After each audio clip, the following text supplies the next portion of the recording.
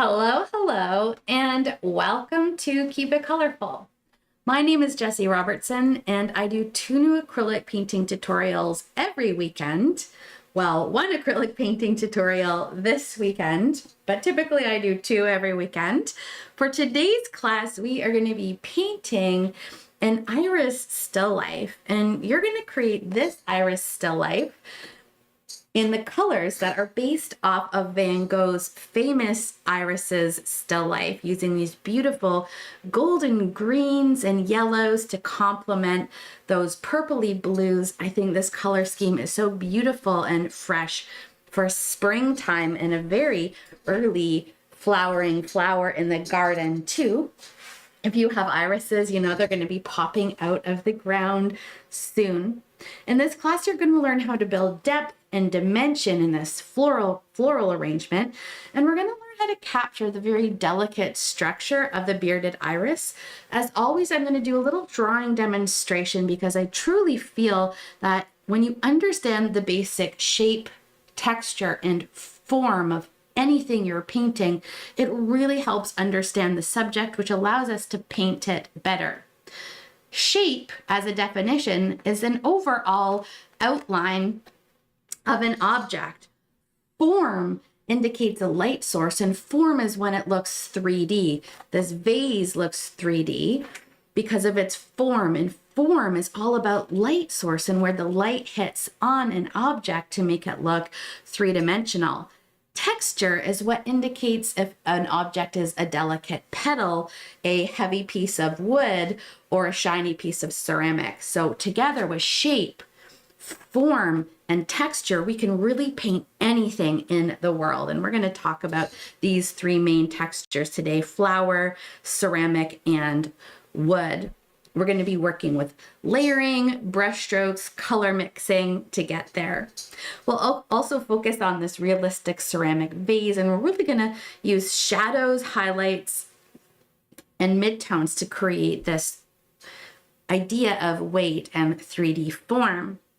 This lesson will help you develop skills in composition, blending, and brush control to really bring still lives to life. And we have been working on still lives now for over a year, and we've got a nice series of them. I think this is our 4th or 5th in the series, along with roses and poppies and hydrangeas and tulips. So we'll keep adding to these if you love painting flowers. Don't forget, this tutorial and all of my tutorials are completely free for an entire week, so please come back anytime during this week from weekend to weekend to paint along. If you would like to support my channel, you can tip to own for lifetime access for individual tutorials a la carte. That's 50% off. All of my tip to own classes are $7 and under, making them very affordable. I also have a Kick Academy subscription.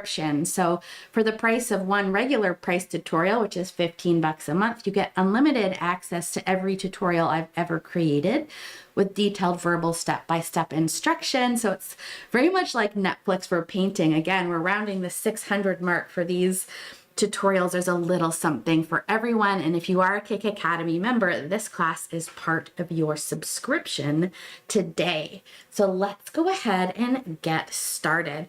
We'll begin with supplies, and then we're going to launch right into painting this scene today, working background to foreground. So first of all, you're going to need something to paint on. I'm working on a square canvas, and we've done most of these still lives on squares. I think I've got the poppies here. So you can see how we're capturing different textures and different flowers. Poppies are very light and airy, and we're using some complementary warm and cool colors in all of these paintings, capturing different tabletops, different vases, and all that. So I wanted to keep them all primarily on the same size. Again, that's a 12 by 12 inch square stretched canvas. But if you want to paint in a sketchbook because it's cheaper, just make sure you're using heavyweight paper designed for painting. You can use watercolor paper or acrylic paper. If you see the different labels on painting sketchbook, both watercolor and acrylic paper are suitable for acrylic painting. What I want you to look for is the weight. If painting on paper, a minimum of that 140 pounds for paper. Once you have something to paint on, you're gonna need some paint colors and a palette. You can use anything that's shiny for a palette. If you're painting on paper, the paint's gonna dry out fast, and acrylics are known for their fast dry time, which is something we both love and sometimes have to work around. So I use a glass cutting board, not the textured side. It's a nice smooth glass palette. And I reuse the same glass palette again and again and again. You let your paints dry in the glass palette and you can scrape it off with a window scraper. I often just use a big palette knife, and when it dries, I spray the dry paint with water, scrape it off, and dispose of it safely in the garbage. Along with a palette, you're gonna need a big jar of water and something absorbent like paper towel, or you can recycle old socks or old t-shirts for drying your brushes, cleaning and drying the brushes. Let's go over the paint colors that we'll be using today. I'm going to show you the exact colors I've used, but please feel free to root through your collection and use similar colors or go rogue with the colors. There's no color police, so you can really get creative with what you have at home. I've poured mine out, so I have a lot of my cool colors up here, warm colors, and then the greens for the leaves down here. For the greens today, I'm going to start down here and I'll work my way around. I have a cool green. I'm using Green Deep Permanent. The next green, I'm using a warm green that is called Hooker's Green Hue. And this is a paint that's warmer.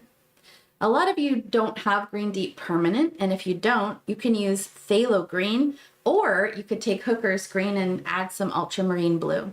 You just want to have a warm, more yellowy green and a cool, more bluish green. Next up, we have yellows. For the light yellow, I'm using Cadmium Yellow Light. And for the dark yellow, I'm using Cadmium Yellow Medium Hue. That's this color here. Next up, we have some purples, and I love blue and purple flowers. I think they're so lovely. I actually planted it's called a Van Gogh iris. It's actually bluish purple and yellow, a little lighter than this bearded iris, but I can't wait for it to come up this spring to get those juicy purples in these cool colored irises. I like using two purples. This is a violet purple called Prism Violet. This is one of my favorite warm purples. I have two little blobs of this Prism Violet poured out. And then I have a beautiful cool purple, which we use a lot today. This is called Dioxazine Purple. This is a stunning cool purple. A lot of you are having trouble finding Prism Violet. If you don't have Prism Violet, simply add quinacridone magenta to your dioxazine purple until you get more of a reddish purple, okay? Magenta can be added to this dioxazine purple to make Prism Violet.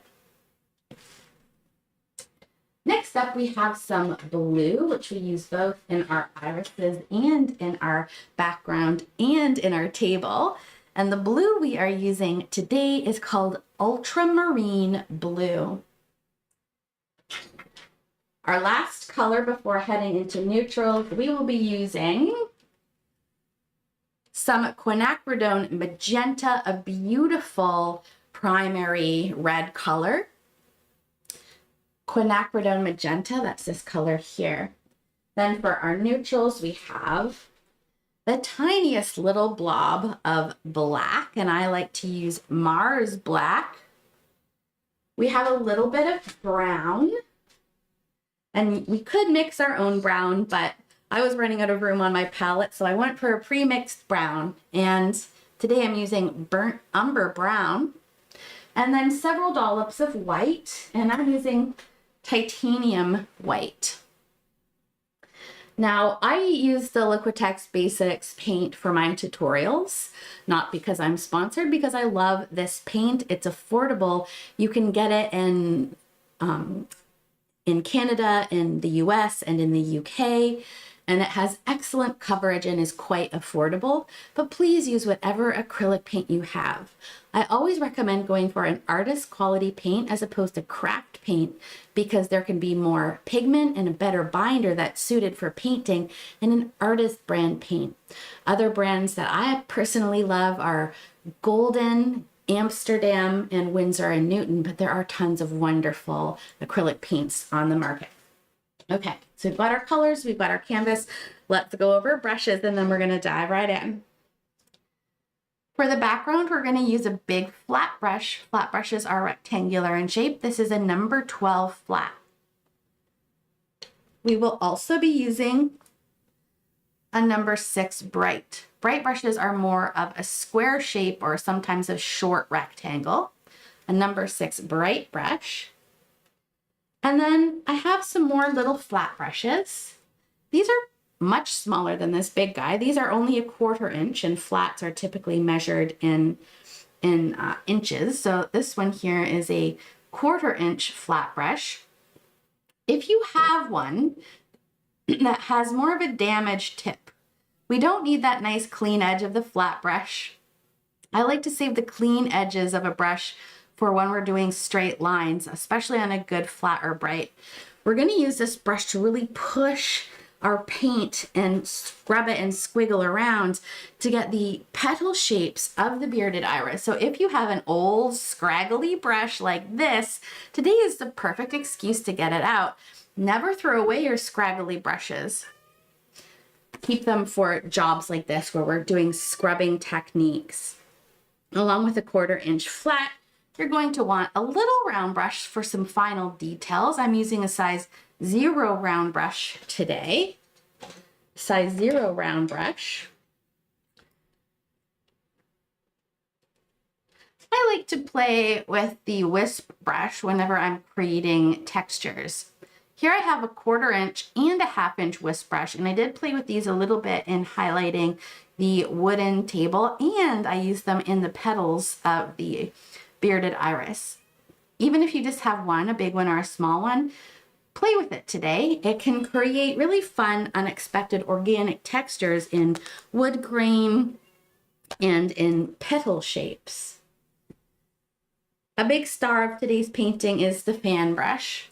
I used 2 fan brushes today, a big bristly fan brush. You'll find bristly fan brushes in the oil painting section of the art store. And here you can see the tip of mine. It's quite scraggly and rough, beautiful textures and great at loading on big swaths of paint for the background. And along with the bristly fan, we're also going to be playing with this little size 10-0 fan brush, this little acrylic fan here. And this is really helpful for the vase and the table. So it's a big star in today's painting for creating those wooden textures. To get the soft blend in the background, I used a big old fluffy mop brush. I like having 2 mop brushes because when we're filling in a big area like a background, we don't want to have to pause to rinse our brushes because we're doing a technique called wet and wet blending. So having 2 means you can keep blending before the paint dries, and that's the object of wet and wet blending. So mop brushes can be lovely. If you do not have a mop brush, any big soft brush like this 12 flat will do. And you don't just use the tip of the brush, you can use the whole fat side of this brush for blending too. I'll tap and scrub with this side of this brush. I see a lot of people just kind of use the tip like this, but that scrubbing edge is the side of the brush. I encourage you to explore if you don't already. That's it for brushes. Any more supplies? I do recommend you have a pencil today, maybe 2. I'm going to use a regular pencil. This is a mechanical pencil, but a regular pencil will do. Any old pencil. As well as if you have a light colored pencil, like a chalk pencil or a white watercolor pencil, even a sewing pencil, you can use it to help create a little grid to make sure that the vase is tracking in the center and to sketch the irises on the background. You can use a regular pencil, but these chalk pencils you can sketch on and you can see the lovely white chalk there. And then all I do is dip my paper towel or shirt in my water and I can wipe that chalk off. So a chalk pencil, if you don't have one, is fantastic for sketching something on a completed background.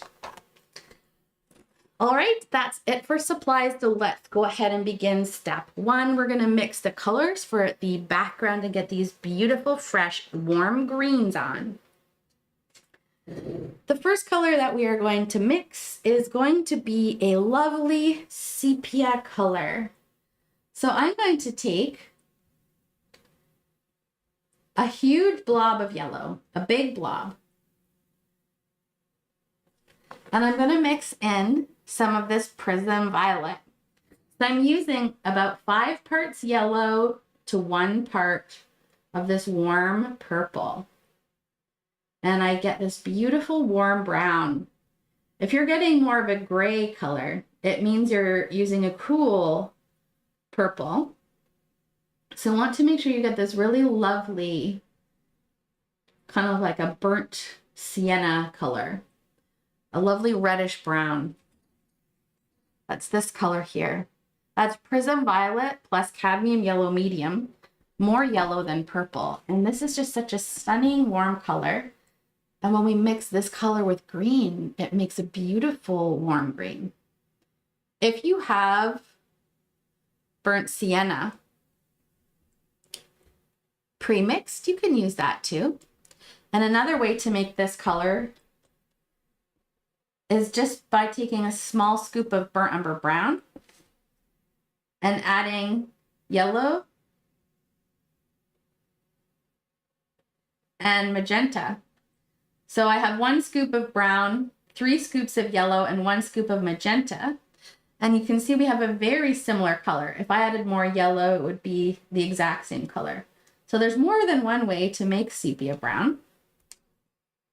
So this is, look, it's the exact same color. I've mixed by adding burnt umber brown with magenta and yellow, okay? But we want that sepia brown color in our background. And take your time with your color mixing. And if you're new to painting, we do our own color mixing quite a bit in these classes. So feel free to write down some of your favorite mixes if it's a color you love and use a lot. Okay, so once we have this lovely warm brown color, we're going to come down to our cool green, our green deep permanent. And I'm going to take a huge amount of this color, of this sepia color. And I'm going to add a little scoop of green. So it's kind of like 3 scoops of sepia brown with 1 scoop of green. And it makes the most beautiful, warm olive green color. Just look at this color. It's such a beautiful neutral color. And I'm going to rinse off my brush because I don't want to contaminate my sepia color. And I'm going to take even more of my sepia color and add it to this green for an even lighter green. In fact, I might even add a bit more yellow in there. There we go. So now I've got a really lovely kind of greenish brown color. And when we add a little bit of white to this, we can really see this warm,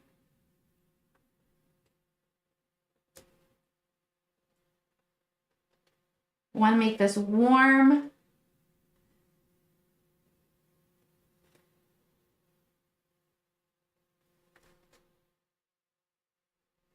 green, this warm green, warm neutral green.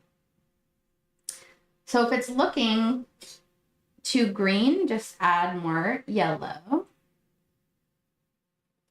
I want you to have the dark green, the darker sepia green, like this color. And then that color with just a little bit of white. This is kind of two coats of the same color. And then that color with more white.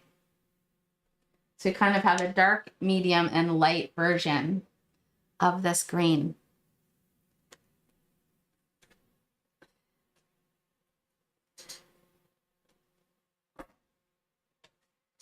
These warm greens are going to be the base of the background.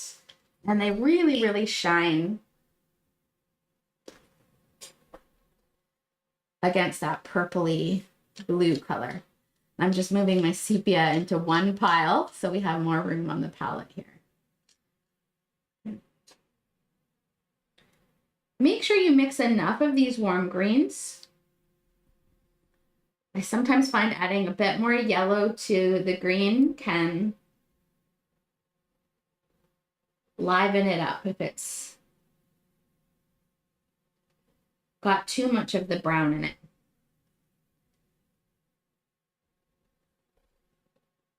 It's a very yellowy brownish green, but again, the yellow can make it look more poppy or more fresh. So here's my warm kind of orangey greens. We're going to mix one more color before we start launching into the background. I want you to rinse your bright brush or whatever brush you're mixing with.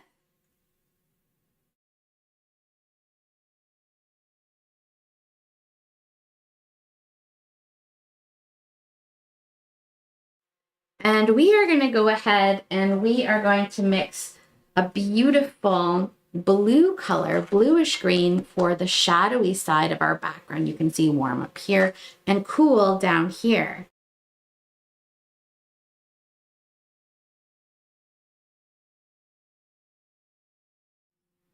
So to make this color, you're going to stick with your mixing brush, and let's take a scoop of our ultramarine blue and mix it with a scoop of our burnt umber brown, and it should make a really, really dark kind of homemade black color. Up close at home, it should look kind of like a navy, almost like a navy blue, very dark navy blue. So this is blue and brown. It's a homemade black, which I love. And one more color here, okay? Grab a scoop of your ultramarine blue and mix it with a small scoop of white. So we get kind of this medium value ultramarine blue. It's not super pastel is what I mean by medium value. Some ultramarine blue and white.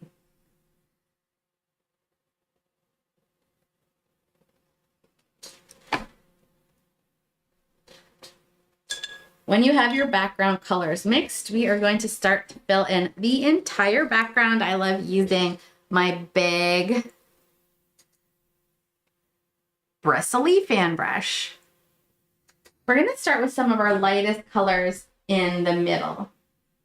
I'm just folding my napkin as I go to keep exposing a fresh side. Try not to waste any of the sides. I'm going to pick up some white with my lightest value. You can see how dark it dries on the white, and we want to keep it pretty light underneath the irises because they are a fairly dark color. And if we were to divide this canvas in thirds, the flowers center really sit in the upper 2/3, like the lightest spot. To show you what I mean, I'm going to put a few little guidelines on.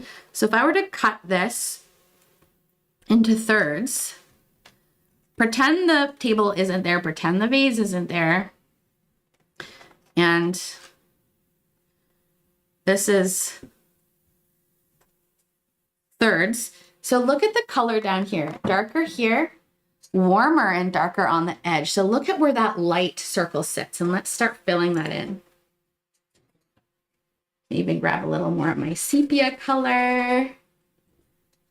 So starting with this color, I'm just adding some white in, maybe a little bit of the homemade sepia. That's this color here, this, whoops, sepia brown. It's got a little bit of the white in there. So you can see this. This is the homemade sepia with some white. It makes a lighter kind of tawny brown color. Let's get some of that up in the corners.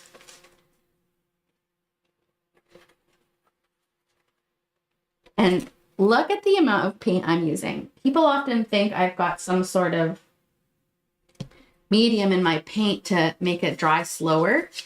But one of the best ways to stop your paint from drying out too fast is to use more paint, especially for a huge background blend like this. I'm going to come into some of that warm green, mixing right with the sepia in the edges. Getting some, my warm green down here. I've pulled a bit more of my green in there, but that's all good. These are all going to mix together in a beautiful way. We want lots of diversity in the backgrounds. We're going to put a large amount of our color on here, and then we're going to blend it with a big soft brush, okay? So don't worry about blending it, just load it up. And here you can kind of see the thickness of my paint. You can see some brush marks there. There we go. That's a good angle for showing how much paint I've got on there. When we get to the bottom, we're going to stick with our darkest warm green, and we're going to mix in some of this ultramarine blue with white because we want it a little darker around the table. Quickly rinsing off my brush because it had a lot of light color on it. And I'm going to go back into this darker green. Get a bit more of that sepia color down here. Loading up the darker warm green. I'm painting all around my edges. I'm using a dedicated painting table, so I don't mind if I get a paint on my table. But for most of my life, I worked on my kitchen table, or I even put a nail in my wall, and I had to protect my table with plastic cloth or paper roll. So get some of the darker green down here and your darker warm green, so the green with the sepia, maybe a bit more in the corners, and then rinse your brush. Not perfectly rinsed, just get any big gobs of color off. Let's head into some of this ultramarine blue and just put a few little squiggles in here. See, when I touch the blue to the white, it's going to blend into a different color. It's going to look great. Maybe even a little of that homemade black in the very edge. Okay. Once this is all applied to the substrate, we're going to go ahead and blend this out with a big old soft brush. I like using a mop brush. And I want to get into this lighter area first. So I'm going to take this brush. And again, if you don't have one, just use this guy. Let's start in the middle, kind of gently buffing, blending. I'm not going all over. I want to control the blend. So I start just in the center. I haven't really pulled in any other color. And then I'm going to wiggle out into the medium color just a little and tap or swoosh or whatever motion you want. It doesn't matter. And just slowly bring in some of this warmer sepia and green color into the middle. Even picking up that little bit of blue from down there into the light. Visible brush strokes are great. So even within the blend, getting some visible brush strokes in here can look quite lovely. I just like softening it a little bit. Almost kind of looking like oil paint.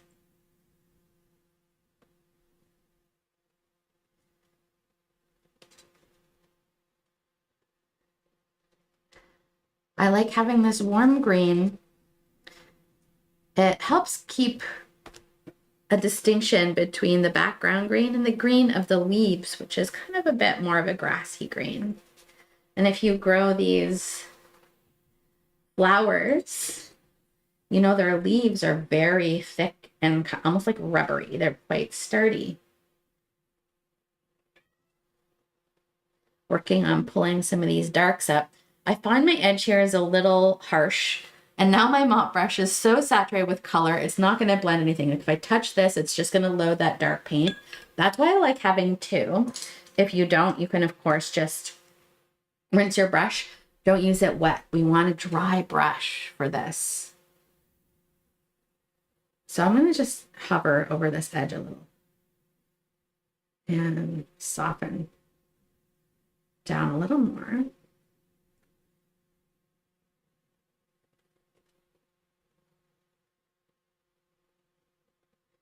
And I can show you how you can use this brush too. Again, I use the fat tongue, I said tongue because I think of this as like a little cat tongue technique. And just push very lightly, very lightly. My paint is starting to dry. Maybe pull a little more color in.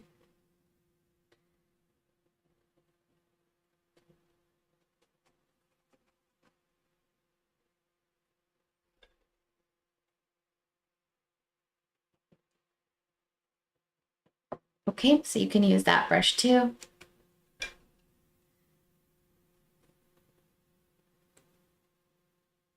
Try to think of softening edges and think about what color you're touching, because if you touch the light color and you go right into the dark, you are going to move it there. So I try to be mindful of where exactly is my brush? What color am I touching? And where will I move it if I move around the composition now?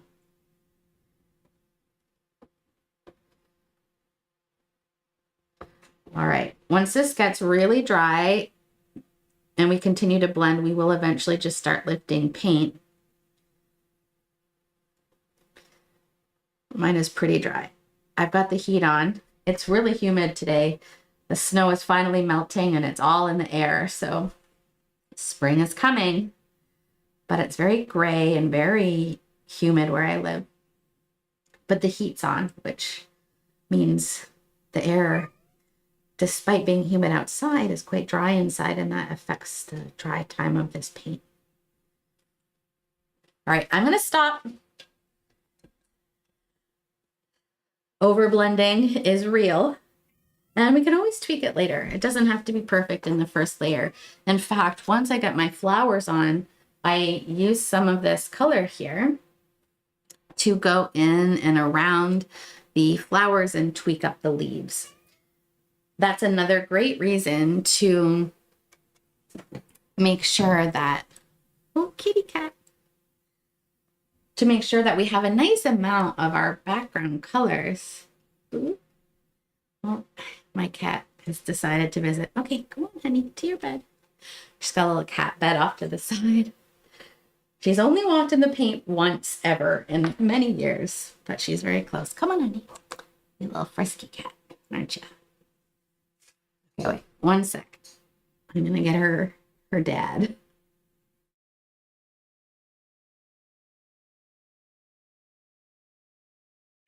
Be beautiful cat. Go on. Go on. Go on. All right.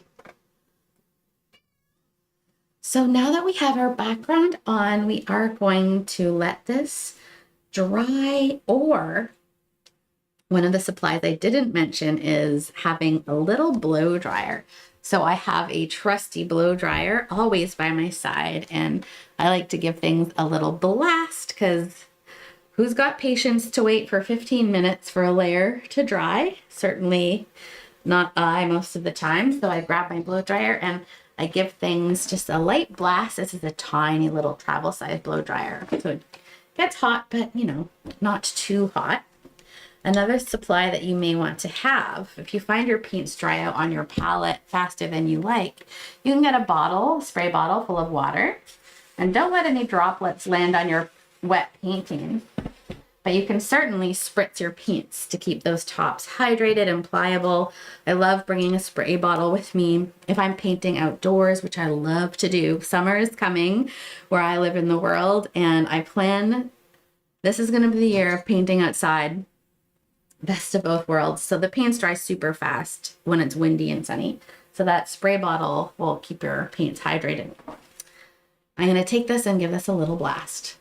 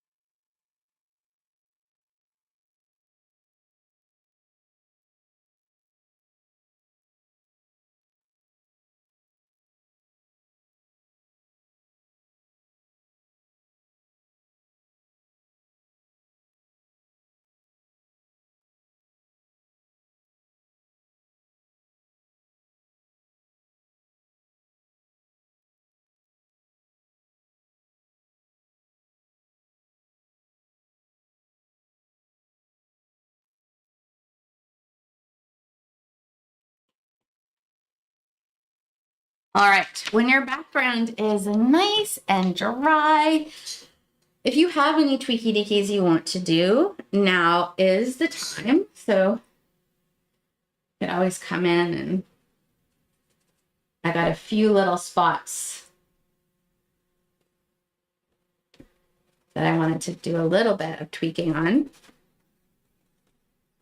Just make sure you're using a color that's similar to your background color in any of these spots. And then you can use a big soft brush or your finger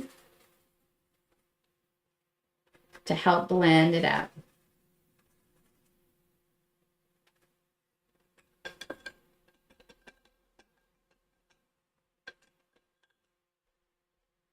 One of my favorite brushes for softening color in a background is called the Round Blender. It's kind of like a mop brush, but it's more compact. So it's for blending more concisely. So I can get a controlled edge with this brush, whereas the mop brush, you know, stuff just kind of goes everywhere.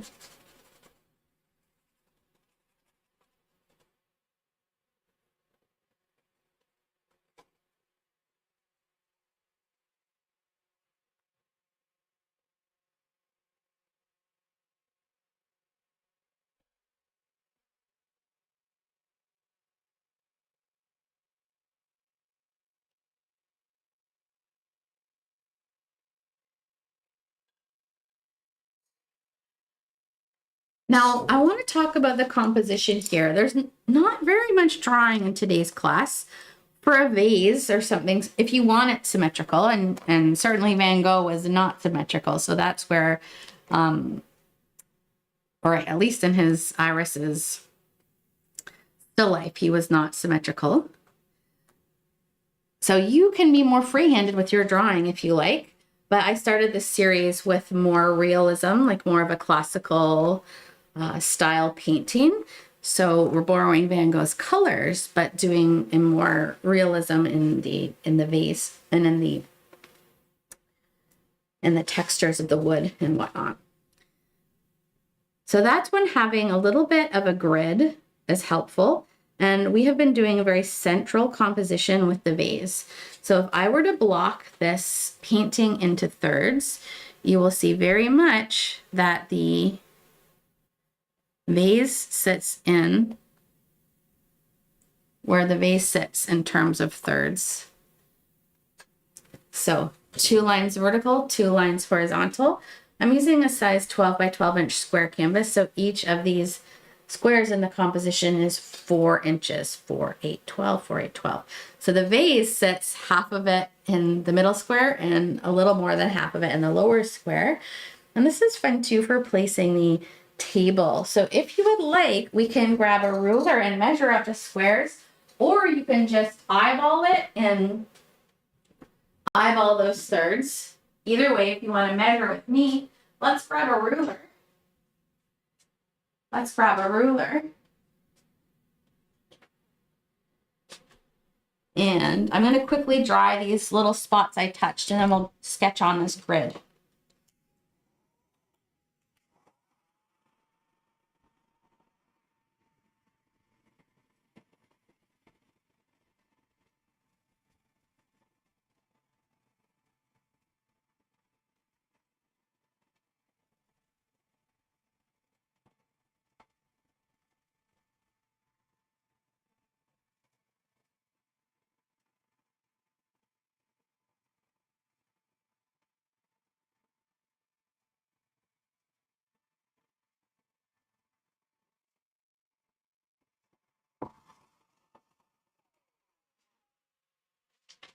I like holding my blends up close because when I view a painting, or when most people view our paintings, they're seeing it from a distance. So typically it's on a wall above a couch in a room. I like using little paintings in a grid on like a focal wall, so a bunch of little paintings put in really pretty wood or decorative frames. I think that can look really stunning on a feature wall. But from a distance and up close are different. So you can see here my marks up close. Okay, so there's still marks in the blend, but when we step back from the painting, that's the vantage we want it viewed from. And if you've seen any of the Impressionist painters, like for instance Monet, and if you look up close at a Monet, it looks like a beautifully blended haystack or water scene with Parliament buildings in the background. When you go up close, it's giant chunks of color. So don't underestimate up close versus a distance, and don't worry about buffing every edge. As long as it looks blended and nice to your eye from that 2 to 3 foot mark, that's where the real that's the vantage think about the vantage where your viewer will be looking at your painting. Because art, although it's a solo activity, it can ultimately be about sharing, right? Sharing the beauty of something we love, like irises, and the excitement of learning to paint new textures. So I don't want to show you that up close. And now let's go ahead and put our grid on. It'll just help us place our table. So I'm going to go 4 and 8 inches, measure twice, cut once is my motto. So I usually do a little tick line, a little mark on each side. And then I also check that the negative space looks right, because, you know, sometimes our marks might be off.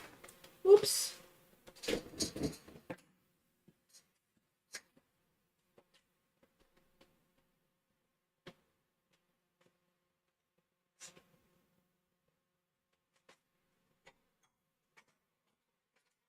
Sorry guys, I've apparently lost all of my pencil sharpener. Okay, so let's pull these marks across.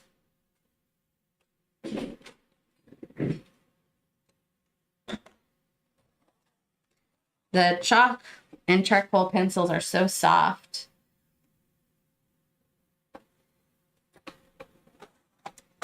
Okay, and then let's do the same thing vertically, 4 and 8 inches for this side.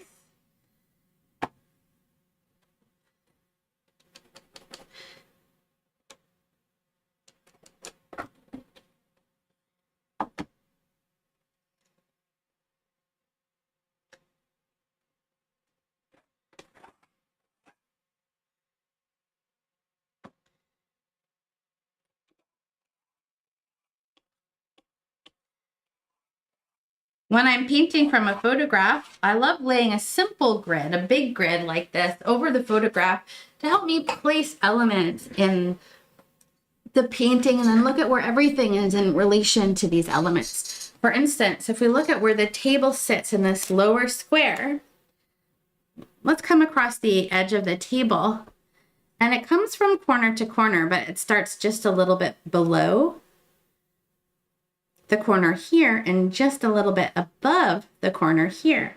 So when I come on down on a diagonal, if I just start a little bit below this corner and a little bit above this corner, I've now got easy peasy diagonal of the table. And the table comes close to the edge. And here you can see the actual edge, but doesn't quite hit it. And we've got a little bit of a width for the table, don't we? For the lip of the table coming across like this. And if we look at the stand, the base of the table, which is this kind of black area under here, I've just put a little white line so you can see how far it comes over. If we go and divide this lower edge into thirds, the edge of the table comes over about 2/3 of the way into this square. So if I go 1, 2, then this is where the bottom of the table sits. And then there's this little lip here. And if we look at the table top, it sits just kind of below this line, like this. And this is an old wood table, so I'm hand drawing mine. I don't want to use a ruler. This definitely is like a table from an antique store. It's got all these little knots and gnarls, and the edge was very rustic with huge chunks out of it. So no need for preciseness there. Well, let's take a peek at where the vase sits as well. And look at this square here. And I like measuring because sometimes the eye can fool us. Something that looks like it might be further down the table is actually, so this not quite as far as it might appear to the eye. So I always like having a point of measurement for this. So I'm going to use this lower square as my reference and see how far down the bottom of the vase comes. And it's about halfway down. If I put my pencil at halfway point, that is how far the vase comes down. So if I look at this square, and I come down about halfway, I know my vase is going to be sitting at that halfway point.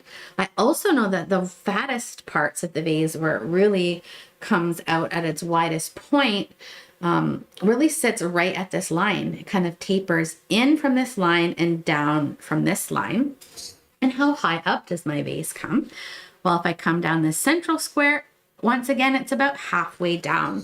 So if I come in this square, I'm going to come about halfway down, and my vase, and by the way, that is directly, and if we were to cut this whole canvas in half, that is about the halfway point. So if I were to fold these two sections, I'm going to put a line here. That's going to represent the very top of the vase. This is going to represent the bottom. And from here, the vase kind of tapers in, and we want it to taper in equally. So typically what I'll do is I want to find the very center of my vase, and then I'm going to draw a little line out that comes out equally on each side. So if this line comes out equally from the center, I know if I taper up and in, it's going to be the same width. And then the vase kind of comes up like this. And I might make the lip a little bit, tiny bit shorter than halfway for this painting. So we've got this little lip like this. All right.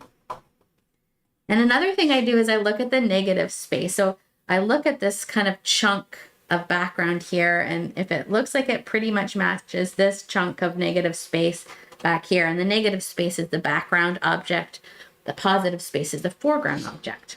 I'm going to do the same thing for down here. I'm going to start rounding it down, and I might make my vase a little tiny bit. I might even taper it in a little bit today. Change the shape. I've made my vase a little bit longer today. All right. At the base of the vase, it can go straight across or give it ever so slightly of a curve. And while we're looking at this vase, I want you to take a look I want you to take a look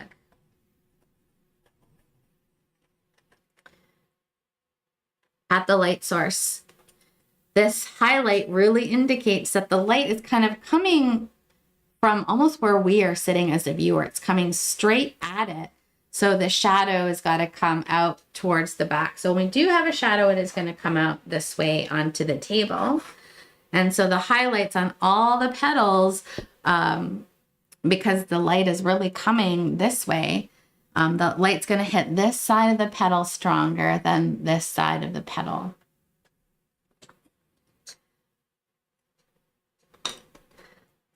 We've got a background, we have our composition. Now we're going to start filling in the table and creating that lovely wood grain.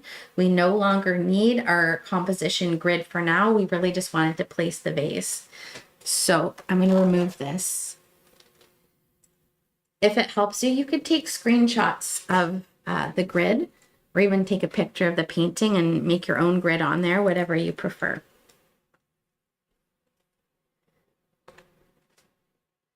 Let's block in some base colors for the table. The basic darks and lights is what we're gonna go for here. For that, we're gonna need to mix some brown. So rinse off your number 6 bright brush.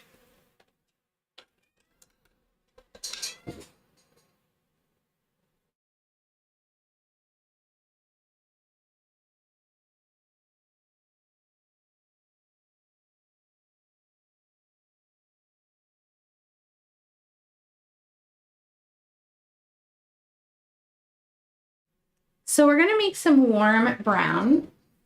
Make sure you have some of that cadmium yellow.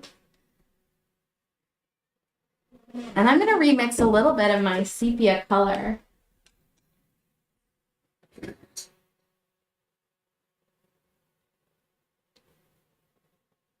There's that sepia color.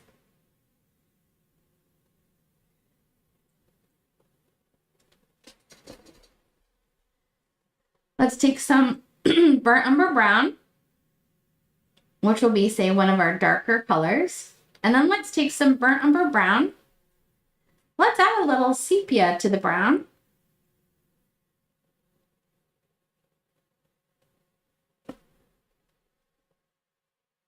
So the brown, the plain brown, will be our darkest color for the vase, for the table.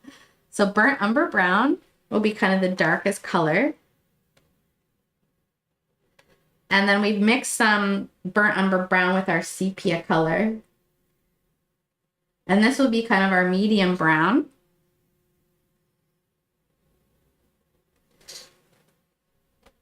Let's take some white into our medium brown.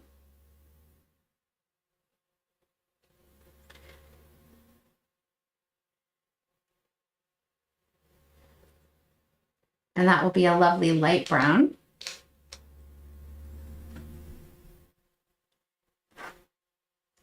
I want to do one more thing to this medium brown. I want to make it a bit more orangey.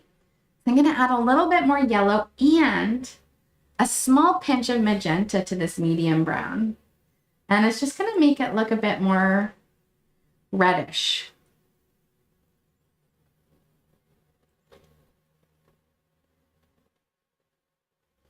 Can add a little bit of that magenta to the light brown too. There we go. So our dark, medium, and light brown for the table. And if we take some white into the light brown, that will be our highlight, our brightest highlight color. So I'm just adding a little bit of our light brown to some white. So here is going to be our range of table colors. Dark, medium, and up close, hopefully you can see that red undertone in the medium brown. It can be a little hard to see with it at its full opacity, but if I were to take some of that and just take some water and like thin it out a little, you can see it's a nice kind of reddish brown.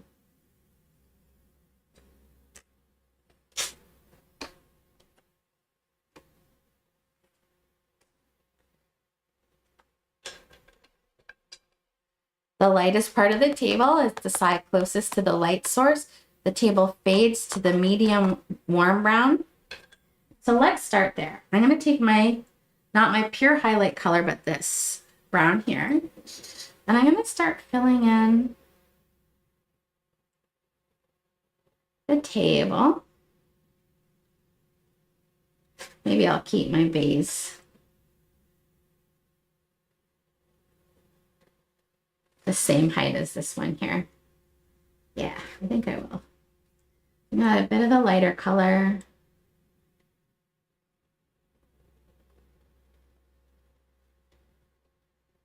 Filling in the tabletop.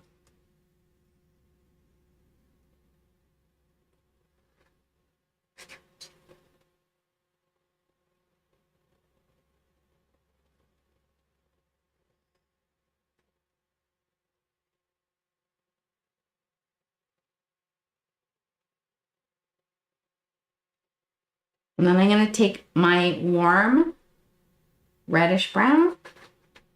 I'm going to fill in the back side here. Even add a little bit more of that magenta.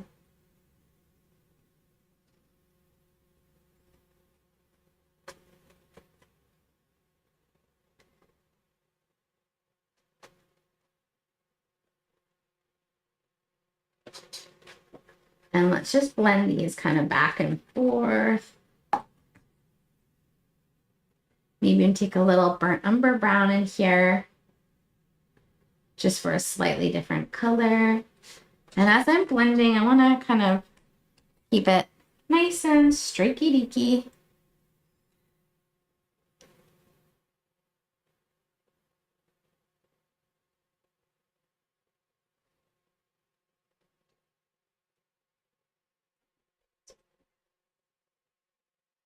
Add some of the lighter color in here too at this edge.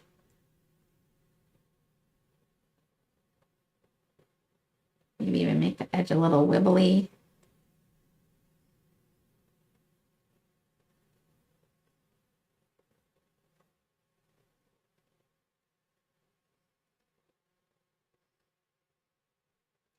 Now, if you want, you can take your mini fan or even your whisk brush and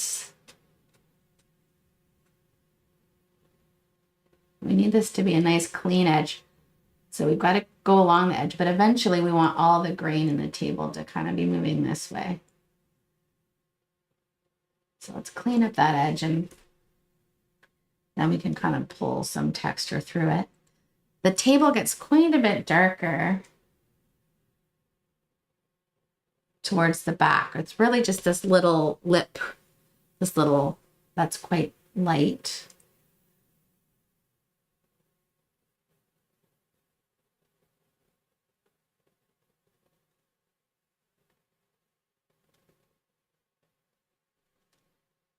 Just want some little streaky deakies.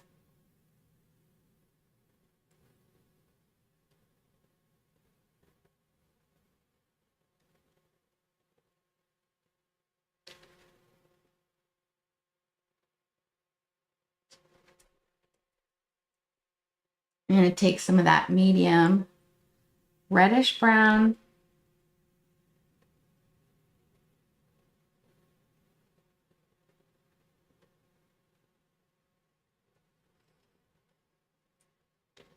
into the lower edge of the table.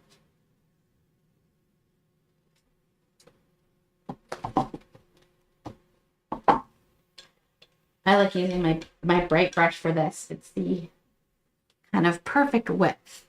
I'm going to take some plain burnt umber brown with some magenta in here.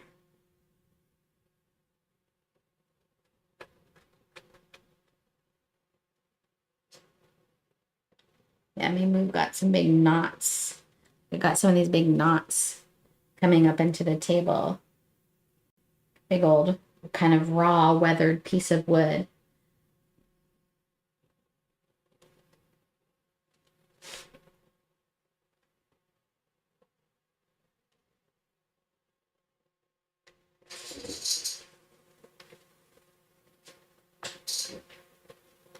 And the darkest part of the table is the lip underneath. So go into some pure black and paint this lower lip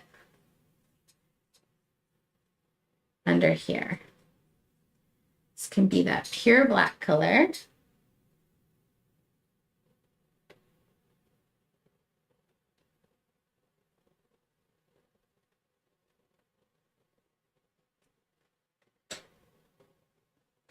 Get a nice chunk of paint. Oops.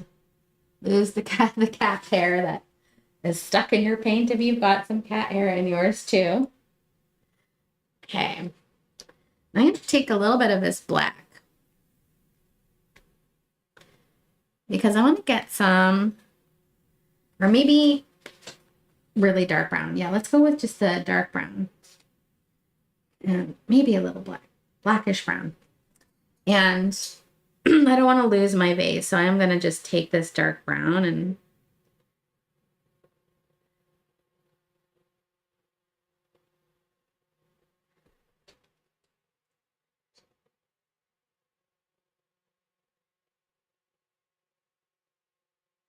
come around the edge.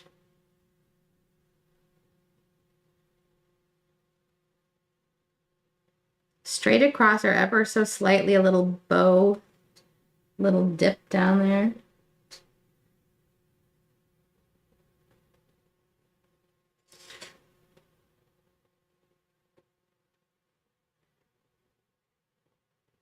And a gentle kind of smiley face at the bottom too.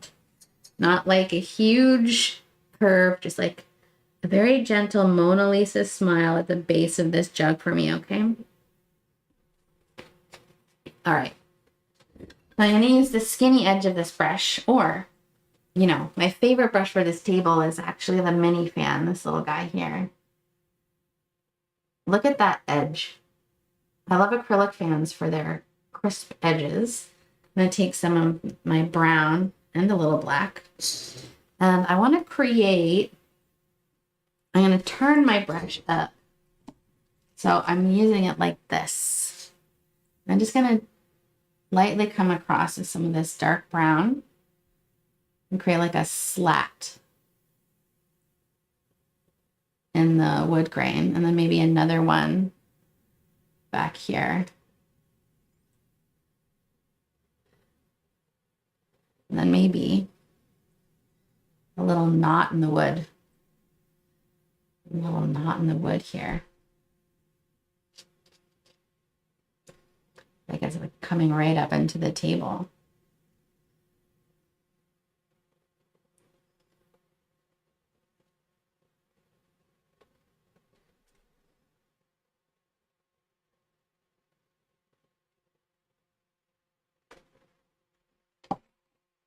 I'm gonna get some little streaks in here.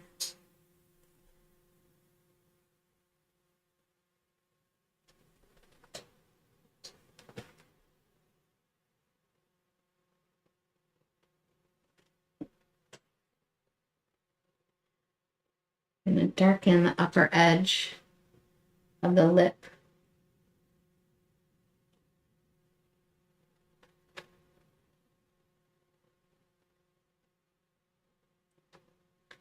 And create a few little streaky deakies.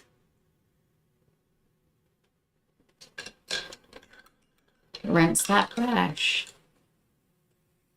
Now you can take a really dark blackish brown and like this is like a big hole kind of in the wood, big groove like cut out of it.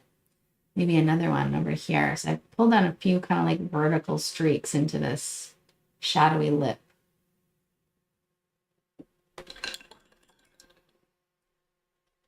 I'm going to use my kind of medium. I added a bit more magenta and a bit more yellow to my second darkest brown. This one here, I just added a little more reddish yellow in there. And I want it to be a fairly dark color, but kind of pulling down.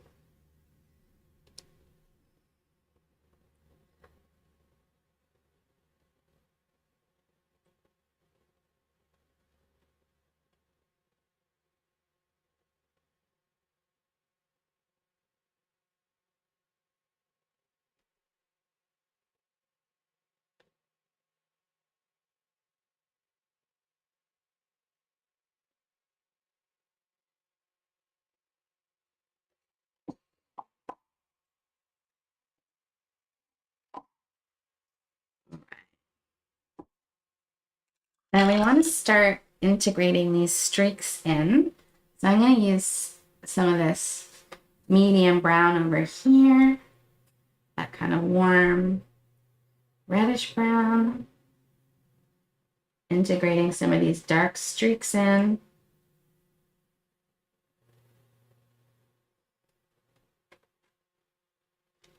We got to get it a little darker in this corner.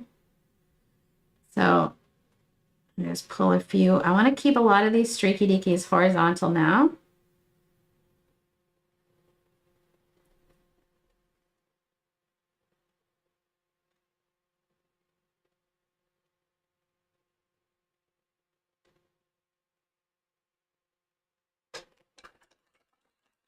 Rinse off the brush.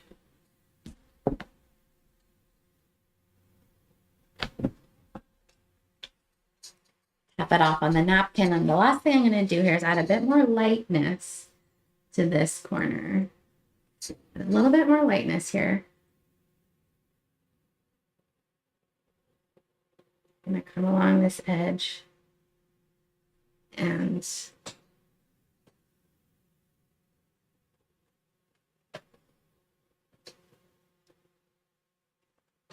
I'm holding my brush like this, like vertically, so I can get these long, skinny, streaky deakies using some of my absolute lightest color. Clean up the edge if you have to, but try to keep these, the grain, the wood grain.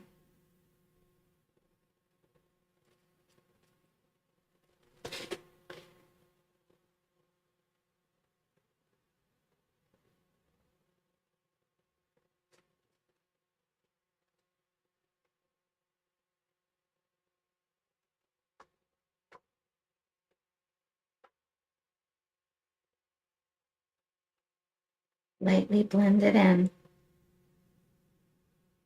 If you ever pull up really like a lot of unwanted color, like it's easy because we did put some black on there to go into the black and it starts to turn gray. And if that's happening, just stop and let it dry.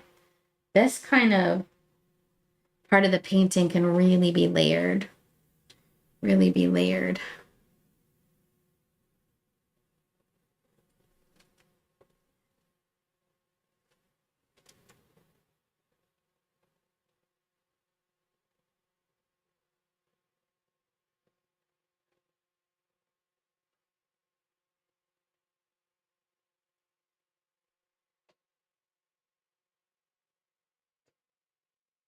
Really lightening this corner, like it's a little bit kind of rounded, streaking in some white.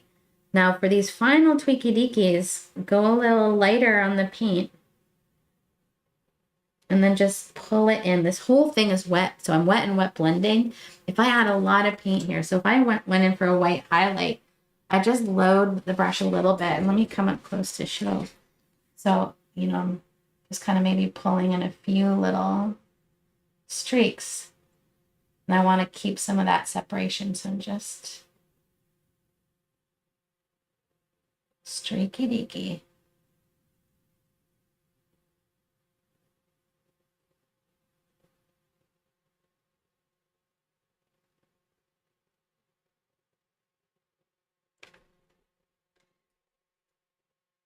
I'm going to take one of the medium / light colors. So give a little highlight at the very tip, and not the brightest white, but still a light brown. So the light is coming from this direction. So maybe getting a little highlight at the very tip of this wood.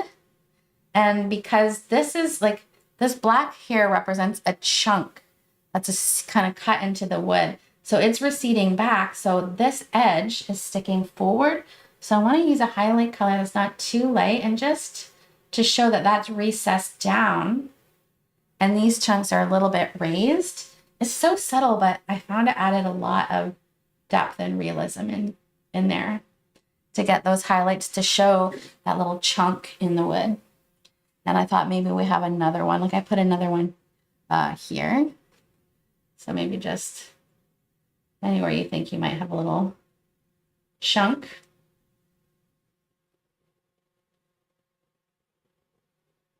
in this old table. Okay.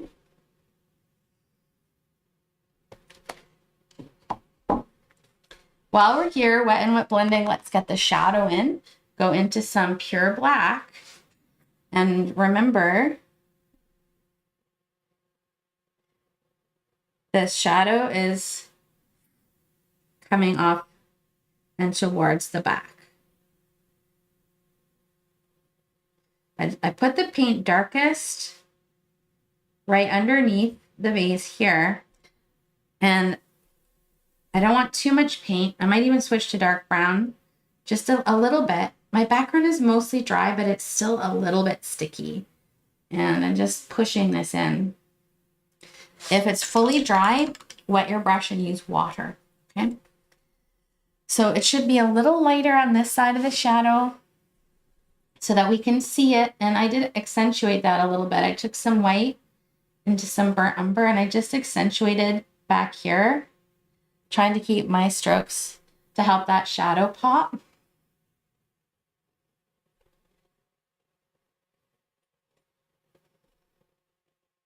Oops, don't want it too light.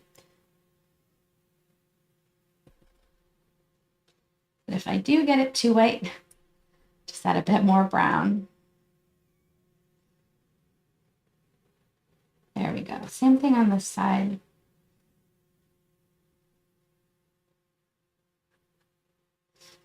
And you can get the colors on and then rinse off your brush and use a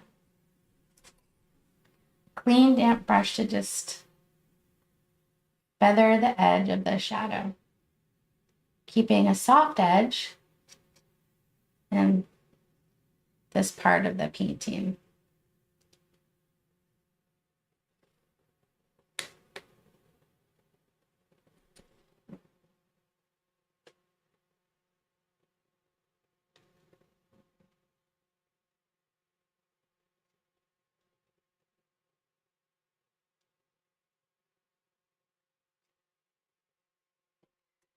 All right.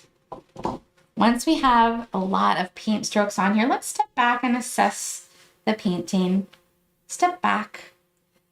Mine's a little lighter here, so I might take just a few lighter colors. I like the way it makes the shadow pop. It's still darker than here, but it makes the shadow pop really nicely, don't you think?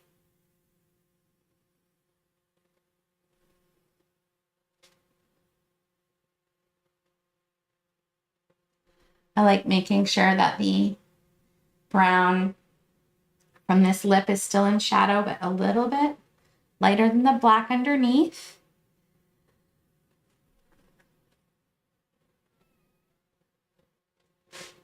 And a few more highlights, maybe.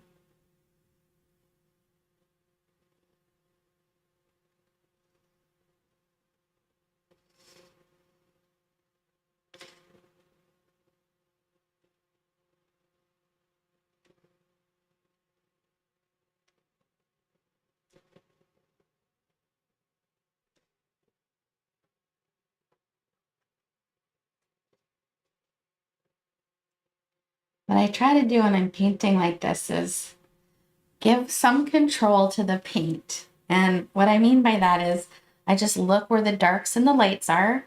I look at what direction the texture is going. I lay the lights and darks on, and then I try to very carefully then just smoosh them together, letting some organic marks happen. I find the more we try to really truly control a painting, the less realistic it can sometimes look. So look for the lights, look for the shadows, look for the direction of the texture you're painting, and then just stop thinking about it and blend it until it looks nice. Step back, look at it, reassess, add more lights and darks. So essentially we're painting light and shadow and direction or texture.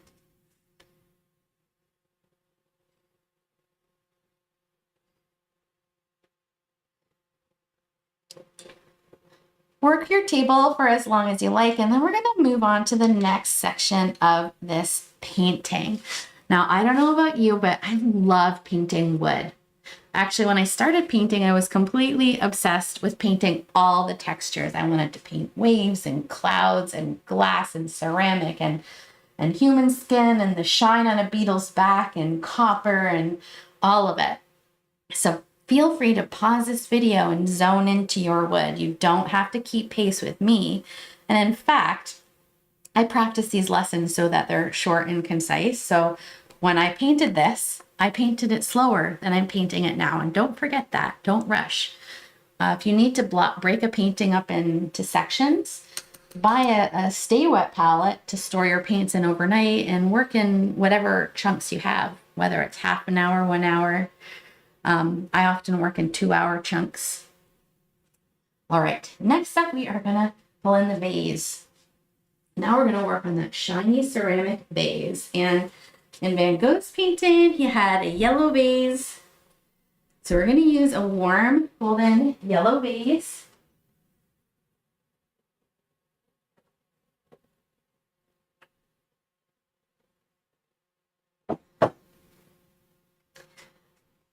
And I totally watched the Van Gogh Doctor Who episode because one of our members recommended it. I watch a lot of like nerdy sci-fi fantasy television, and I've read The Hobbit and The Lord of the Rings like 8 times. I've read Dune, but I hadn't watched Doctor Who, so that was actually the first episode I ever watched. And if you haven't seen it, it's still campy because it's Doctor Who, but I totally cried because Van Gogh gets to see his paintings and how they affect the whole world, which is very cool. All right, let's mix our colors. We're going to use very much what we have. We're going to mix some of this sepia brown, the lighter sepia brown, with some of these blue and homemade black colors that we have made.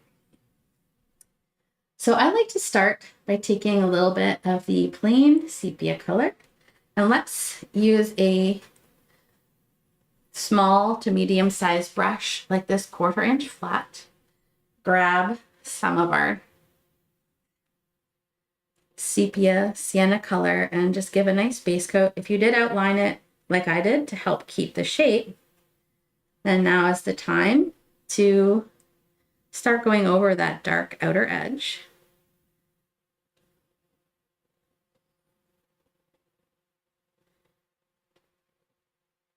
And play with the shape.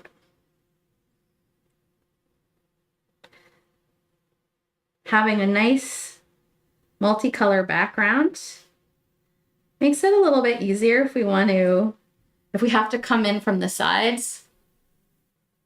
So if one side gets a little too big, just take whatever color is in behind and correct it.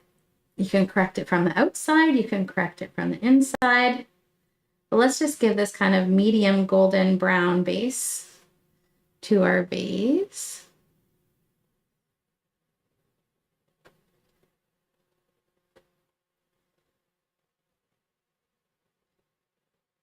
Fill it in and then assess the shape.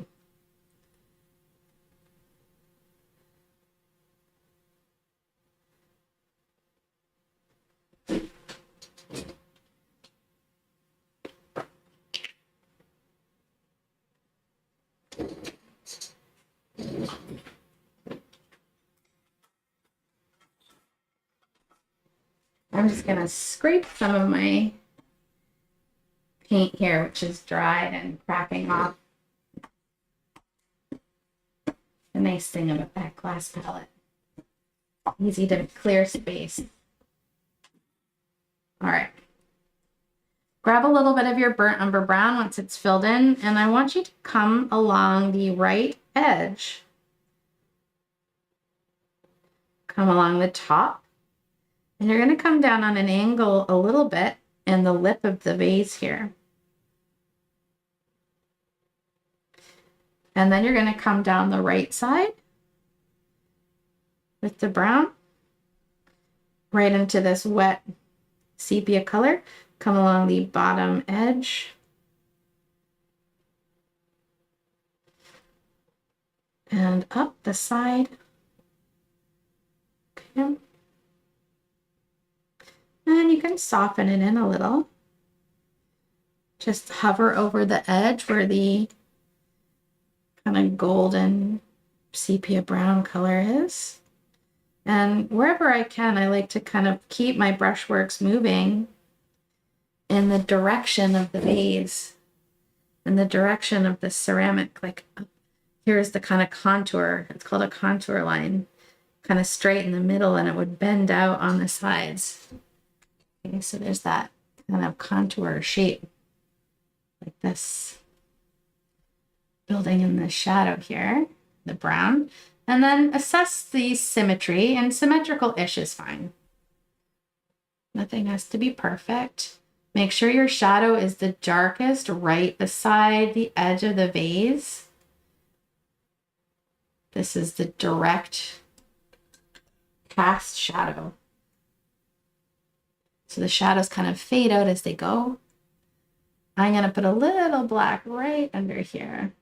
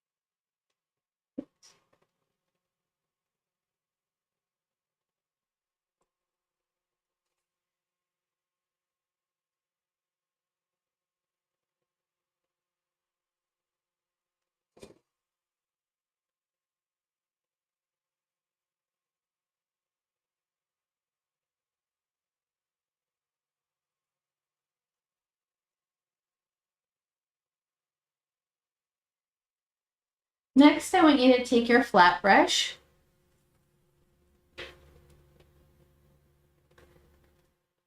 and let's take a little bit of our burnt umber brown and kind of right in the middle of the fattest part of this vase, or really right at the where the third line is on each side. We can use this line as a guide. You can come straight across or ever so gently dip down. So we're a little bit lower in the middle, and then coming up to meet this white line, we can still see in behind that lower third. That is right where the kind of white and yellow part of the vase is going to split. I like using a little bit of my homemade blue black in the shadow as well here.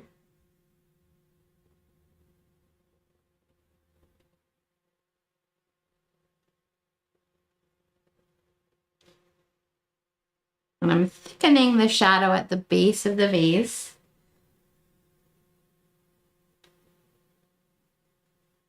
And keeping it all nice and soft.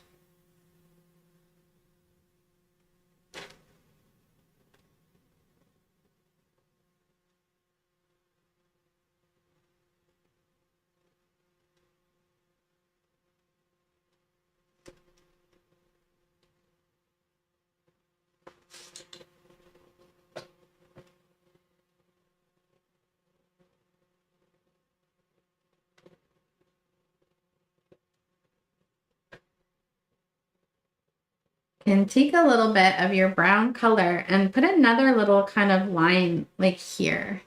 And this is sort of where the lip comes out of the, I want to use not quite that dark of a brown. So I'm going to come more into a golden yellow sepia. We want a little bit of a distinction between the lip of the vase here and where the vase really starts to bubble out at the width here.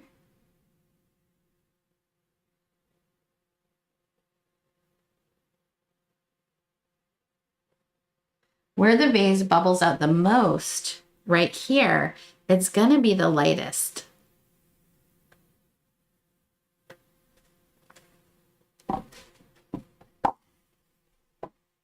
I like to dry the painting now before we pull in the highlights. So let's go ahead and grab our blow dryer and give this a little blast.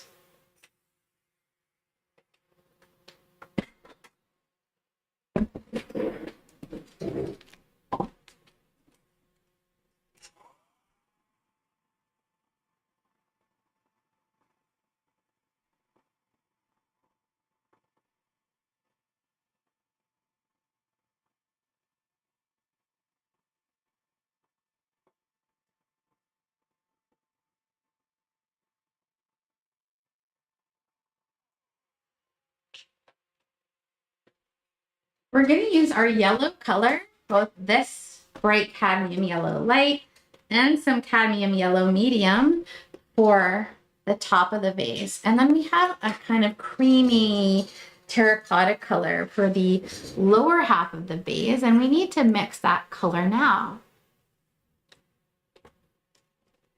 We're going to mix some of our light blue color with some of our sepia color.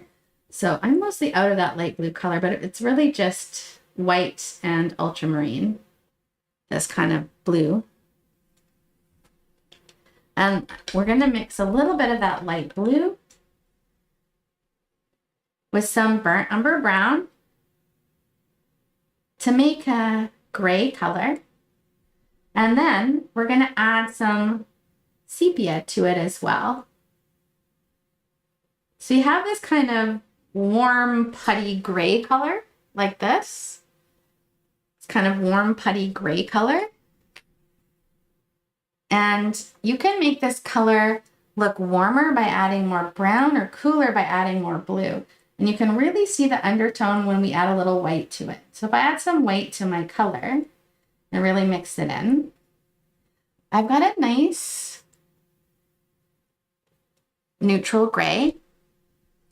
It's a more of a cool gray out here, and it gets a warmer gray towards the middle. So I want to add a little bit more burnt umber brown and white into this color. There we go. So I'm going to keep some of this cool gray, but as I add more burnt umber, look what happens. It starts to warm up. And if I add more white, and this time I'm going to add some sepia brown to this color, and then I get a really warm kind of gray color. So ultramarine blue plus brown, adding a little bit more white, adding a little more brown. And you can see the burnt umber brown is like a more of a pinky brown. So when we add our warmer sepia brown and white, it warms it up. So I like using this range of colors with the warmer putty color, this color, kind of in the middle. So we can start, I'm going to add a little more sepia to this gray. So it's kind of a nice parchment color. And I'm going to add a little bit of that right here. And I am going to be trying to pull my colors in that direction of the vase. Having a 1/4-inch flat brush will fit the best in here. And the shadow color is going to be that ultramarine plus brown.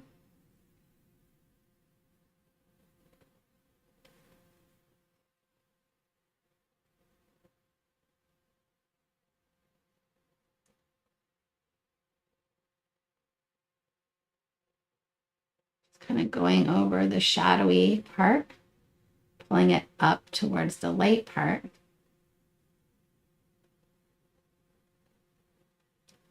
The shadow is the more kind of cool brown, the ultramarine blue with the burnt umber brown. As we come to the lighter version of the color, we want to add some sepia to make it more of a creamy color.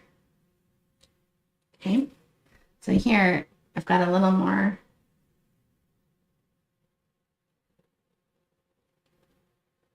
of a warm color. Leave a little lip at the bottom of the vase in the dark color.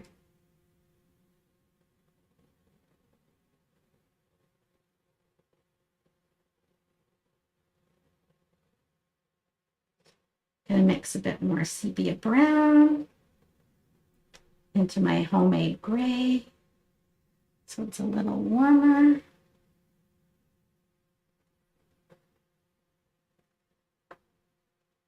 Maybe a little burnt umber brown in there.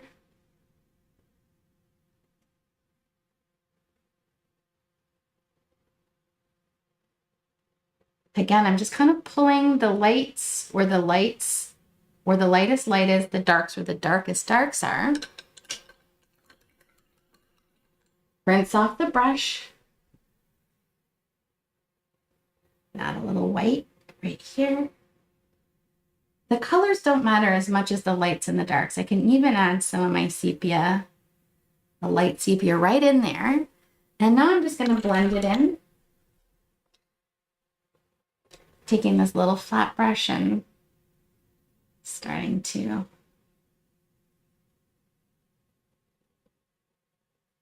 pull in the shape.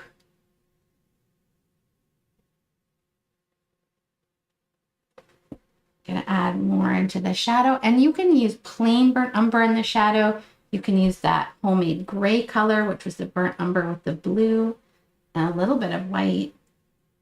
Okay, it doesn't matter the color. It could lean more blue or it could lean more brown.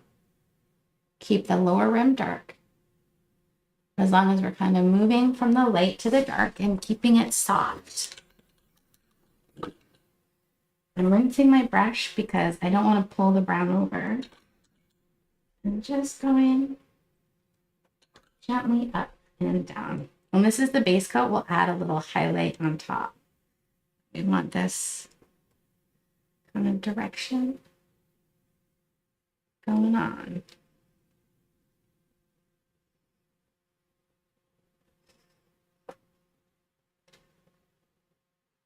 This isn't pure white. This is just this light creamy color here, okay? It's this color.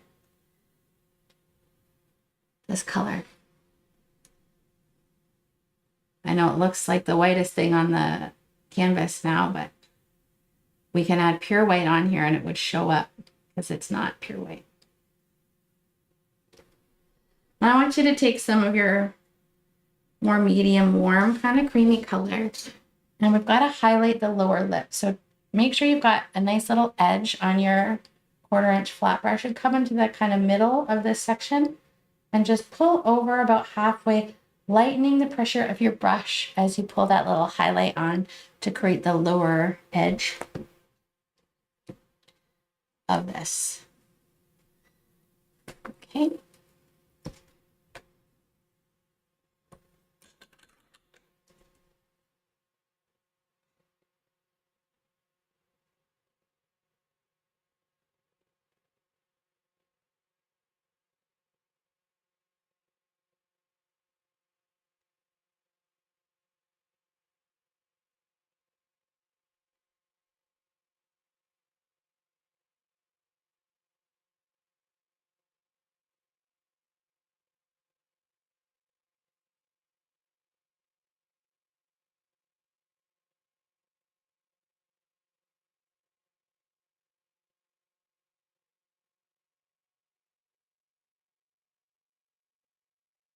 We're going to do the same thing with the yellow to create that shiny texture.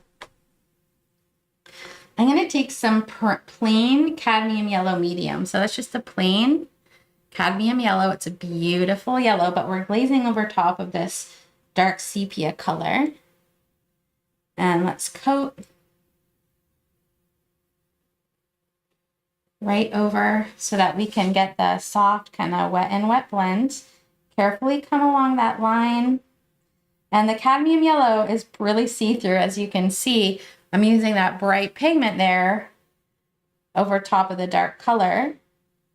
So this is kind of like a glaze when we take a see-through color so that we can see what's underneath. That's called a glazing over top. So just taking some of this see-through yellow, and this is why see-through or translucency in our paints can actually be really nice and helpful for creating certain effects. I'm just going to kind of scrub in a nice thin layer of this all over, still seeing those shadows below. I'm going to take some, I'm going to use burnt umber brown for my shadow color, right where we had it before, kind of coming down on a bit of an angle. And then kind of meeting up with the other shadow that we just created down here. And you can go over top of that seam a little bit. Like right here, you can cross over as long as you use a nice dark color. Take some of the brown down to clean up the edge.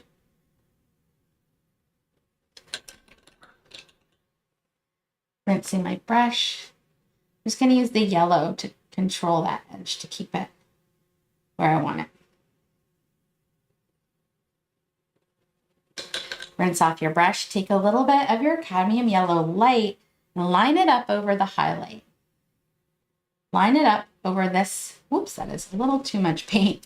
I got a huge blob on there, you guys. I don't know if you can see how thick that blob is. So I'm going to put the cadmium yellow light over top of this highlight here. I'm going to blend it out into my cadmium yellow medium. Grabbing a bit more cadmium yellow medium.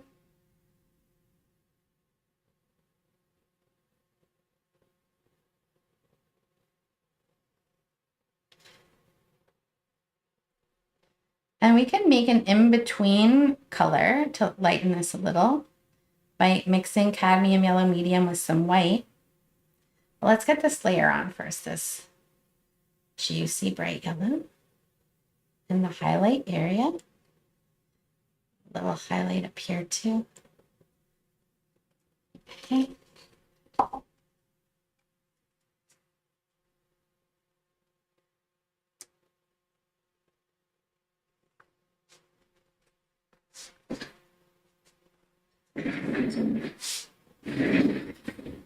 And I like taking some cad yellow medium and mixing it with a little bit of white for the, oops, just little bits of paint now.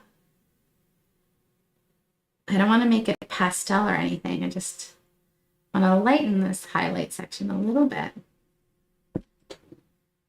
It's pretty shadowy under the lip here, but I do want to take some plain cad yellow medium up into here, right towards the edge of the vase.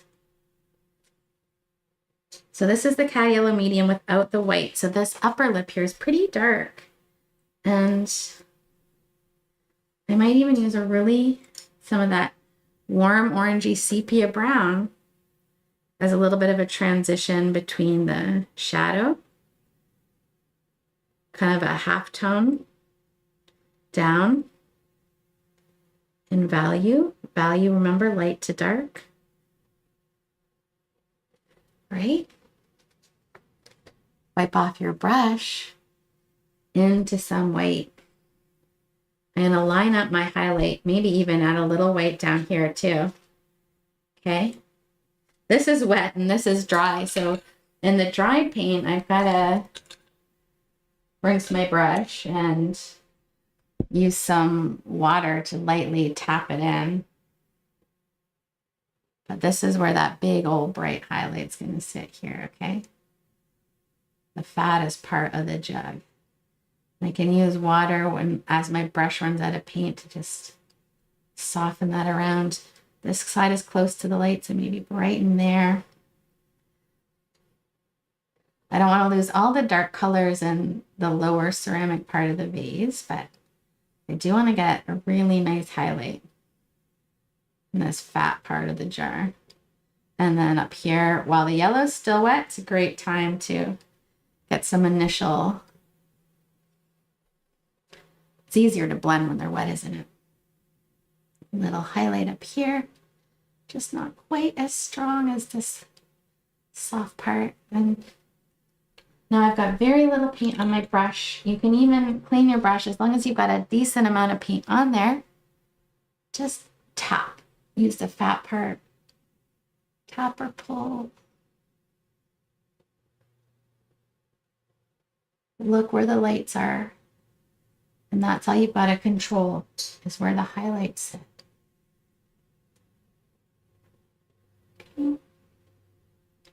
Add more color if you need to, but that's essentially what we want, is this juicy, gooey layer. The shadow should look like a continuous line. You don't want one of your shadows coming way over here and the other one up there. So even though we use slightly different colors, we should have kind of a consistent shadow all the way down. And if you don't, try adding a little bit of water to some of your brown or some of your blue and just making sure the shadow lines up, okay? You've got this. When we get to this part of the painting, we are essentially done. Our background set the stage for the florals. I'm going to show you how to draw a bearded iris. Understanding what we're dealing with is always a really great way to help us paint. So if you would like, while we're letting this vase dry, let's talk about the shape of the bearded iris. So grab a pencil. I'll wait for you, or you can pause the video.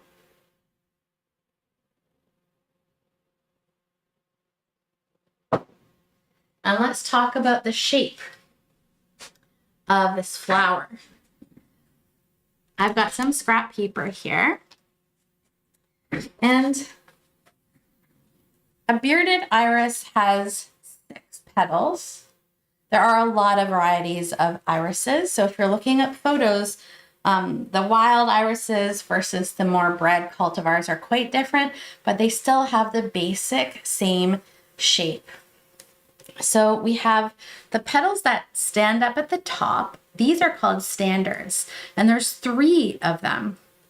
There's 3 petals at the top, and then there's 3 that fall down, and the petals that fall down are called the falls. So if we were looking at the basic shapes, I might start with, say, a little circle on top, and maybe like another one on the bottom. I'm going to draw really lightly to start. And right here would be, say, the base of the stem. The stem comes out like this, and we're kind of seeing through the flower for a second here. We've got X-ray vision. So the stem comes off like this, and the stem will say come down. They've got really thick kind of tubular stems. They're very strong flowers. I live in a very hurricane prone zone, and they stand up through it all. So they are wonderful perennials. So this is where the petals come out. Then there's this kind of thick, wrinkly skin that kind of widens below, right where the petals come out of the flower. So this is sort of the shape of the stem. And then we're going to draw 3 petals. So we're going to do a flower like this, where we've got one of the big fat petals in front. So let's think about the shape a little something like this. And I'm going to start over here first. So here's the 2 circles like this. Okay.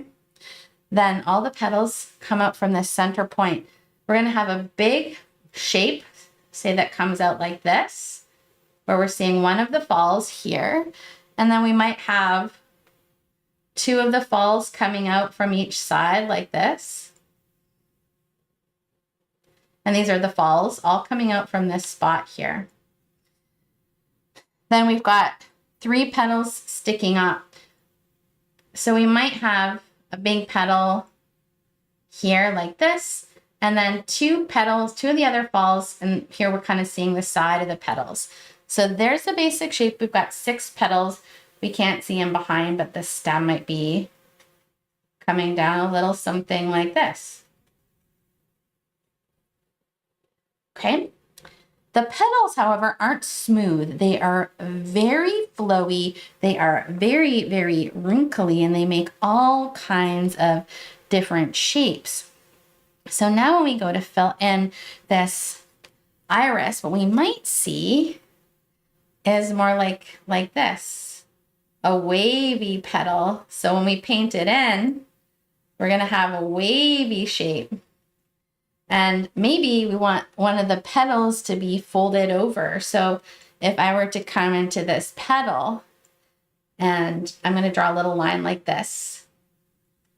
Okay, kind of cutting in half. So this part's maybe the top of the petal here, and then it's flipped over, so this part is underneath, okay? And remember, our light source is coming from this direction, so this top of the petal is going to be highlighted. All right? So we could do the same for this petal, or maybe this petal is just kind of coming out and bending down. We've got a little bit of the wavy edge to it. Okay? And then there's a lot of little striations in the petal. So a curvy edge like this. Right? Then we have these petals. This one's in behind, and it might be really wavy as well. Really wavy line. And then we might have this petal. Maybe this petal's kind of wrapping around like this. We've got to give it that wavy edge. All right, so this petal, wave those edges, and maybe it's kind of wrapping around this petal, okay? We have the bearded part of the iris, which is this yellow fuzzy tongue that kind of sticks out on the falls. So you might have one there, and one there, and one there. And those are the parts of the flower. It is much easier to fill them in paint than it is to draw them, but this exercise can help conceptualize the shape. So let's do another one here. Say there's this petal coming out and it's wavy, and we're not going to see the stem in behind. Okay, so with this was paint, we'd be seeing right over it, like this. Give it some big waves and curves. Okay, the bearded part will be coming out like this. And then maybe we have a little fall on the other fall, this wavy line coming out here, and maybe one here. And let's flip the edge of these petals. So maybe this part of the petal is actually curling up. So this is the inside of the petal now. Maybe this part of the petal is curling up. Okay. So just by kind of coming across these petals, this might be the underside here because it's flipping over.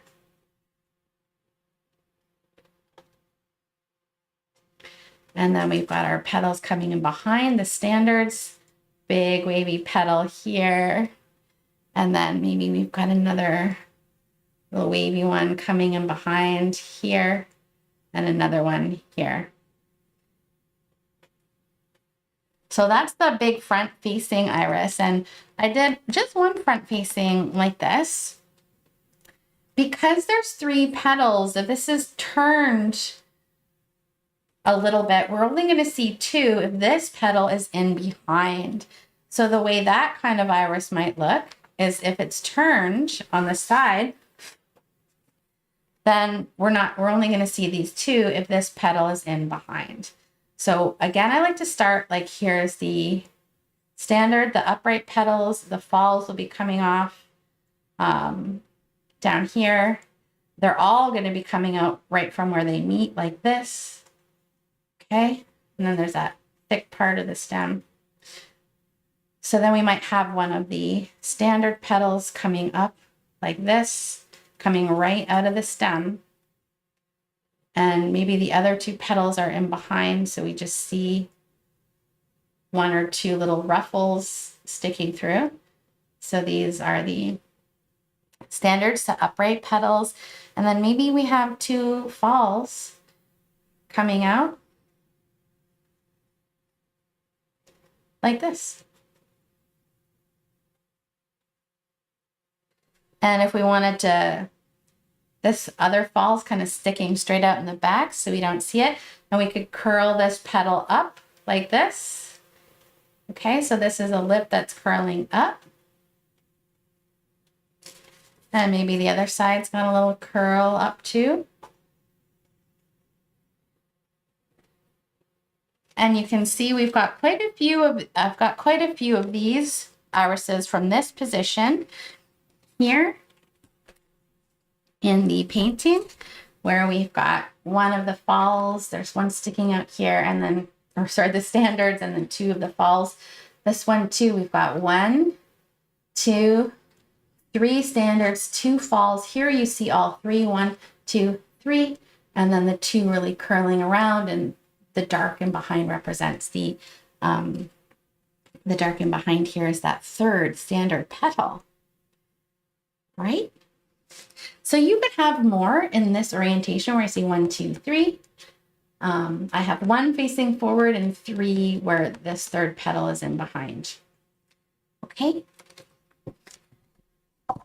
When we fill these in, we are going to be filling in the basic shape all in one color and then adding a few highlights to indicate the kind of crinkly texture of the petals.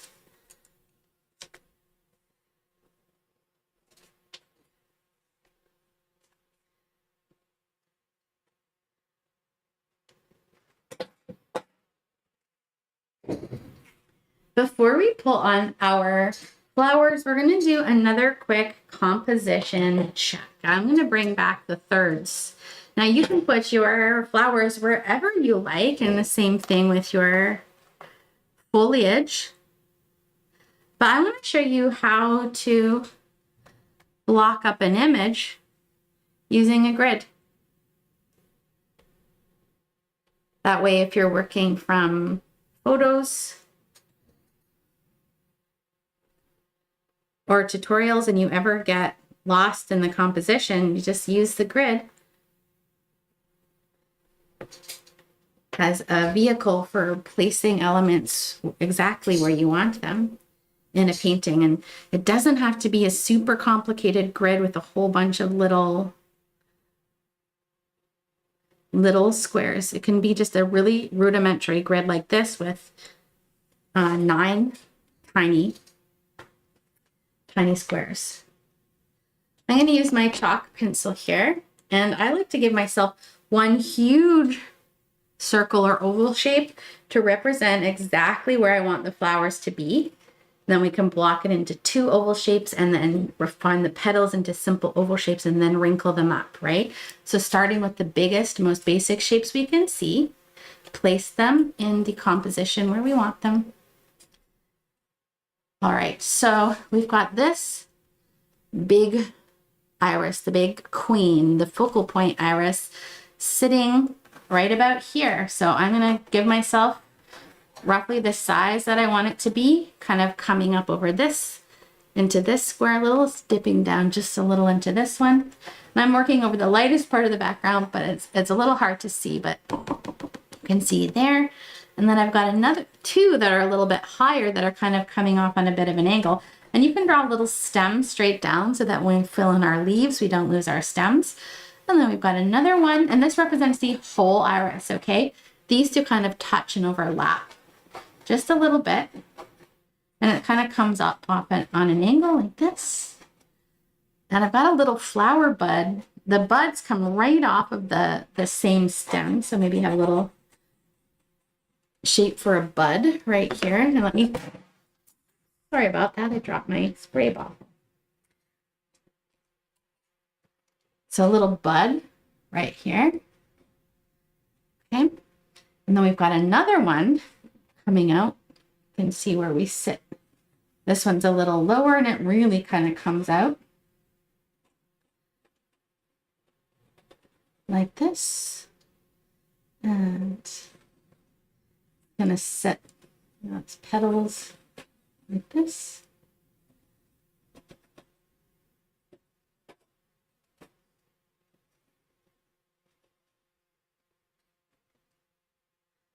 I'm widening the stem into that cone shape, kind of towards the center of my ovals. 3, and then another one sitting way up here. Way up here. And it's kind of coming off on a big angle like this.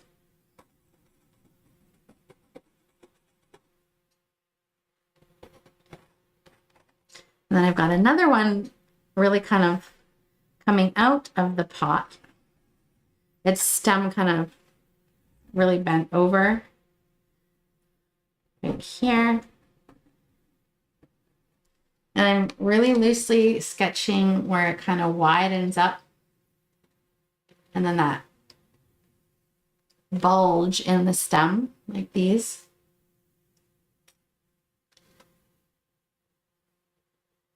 Okay. Maybe have another little bud coming up here. We'll see. So I like placing the flowers in the stems so that I can strategically pull a few of these leaves around them. I have a couple leaves bending down and out of the pot right here. And the leaves are really long. This one's kind of coming out from the back. And you don't have to sketch the leaves in, but I like to at least sketch some of these really big major leaves. And I don't want the leaves, I want them to overlap in some places, but I like seeing a little bit of the yellow around the flower. I want to have the leaves kind of coming out in all directions. And maybe one here, a big one, and some little ones. Okay.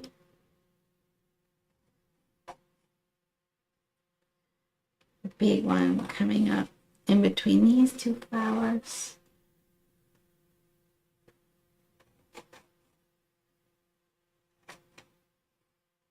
And then maybe some bending off in the other direction.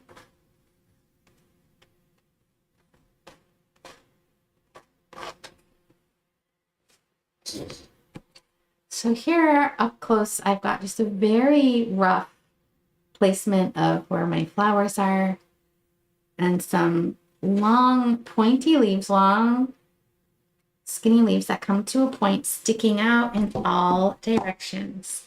I like using more of the Hooker's Green for this.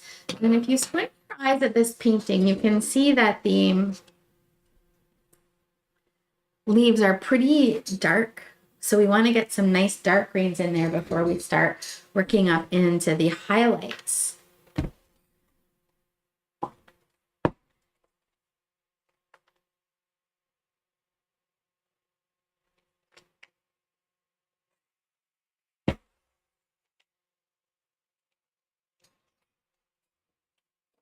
I like using a bright brush for this. I like using a bright brush for this because it has a nice clean edge. And I'm going to take some Hooker's Green. I'm going to mix it with a little bit of ultramarine blue. Maybe even a little bit of that homemade blue black, just so we can get some shadowy colors into these leaves. And I'm going to start with some of the stems coming up to the bearded iris. So here's the main flower. I'm just going to come straight up. And don't worry if you go over the lip of your vase a little bit. We will want to clean that up. So this stem kind of widening slowly, nice skinny stem that widens slowly. And here too, up comes the stem, widening where it meets the flower, and that little bit of the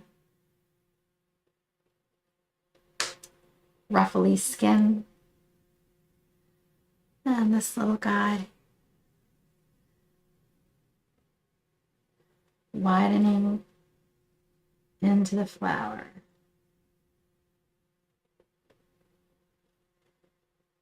And this one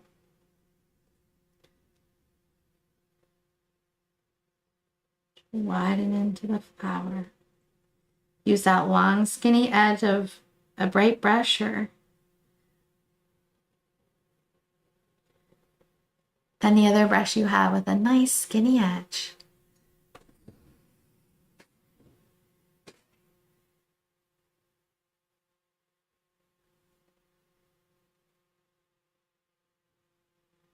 getting in those stems. And I use the darkest color for those stems. Then I'm going to go into some plain hooker's green. So the stems. And then plain hooker's green, which is just a little bit of a slightly lighter, warmer green.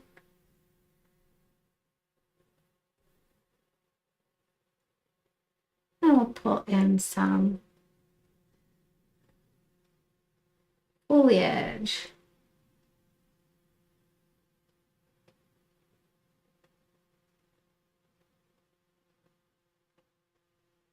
Sometimes it'll come right across the top of the vase with some green,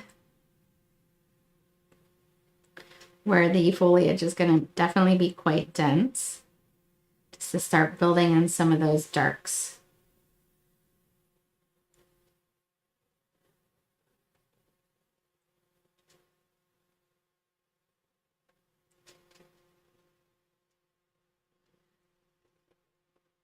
You can take some hooker's green and add a little bit of white into it. It will make it a bit more opaque when you add some white into that green. And you can see this is much more of a grassy green than the warm greens that we were using before. Still want it to be pretty dark at this phase.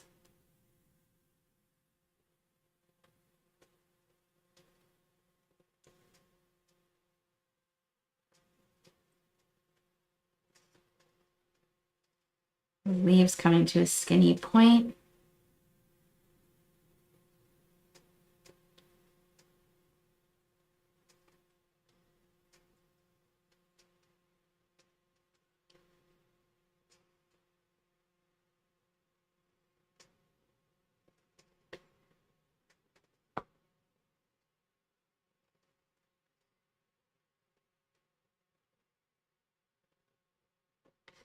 And I'm overlapping some of my circles, like this iris comes over the stem. So we just have those circles to roughly place the composition. Don't be afraid to have some little leaves, you know, overlapping at this point. Like I overlapped the circle here and here. Okay. This circle came over here. I'm going to even overlap the stem of my iris so I can get a nice realistic look of a layered foliage in here.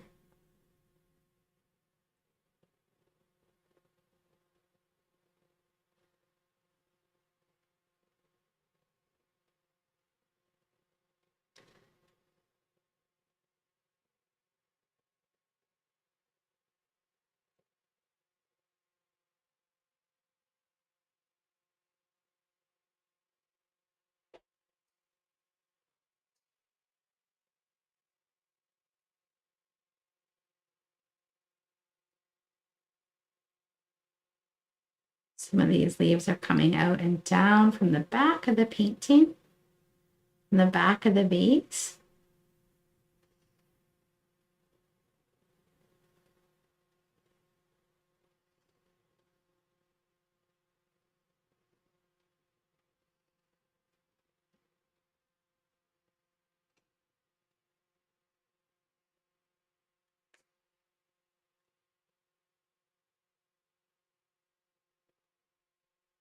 Sometimes I'll even take a little bit of my Green Deep Permanent with some ultramarine blue to make an even darker kind of blue-green.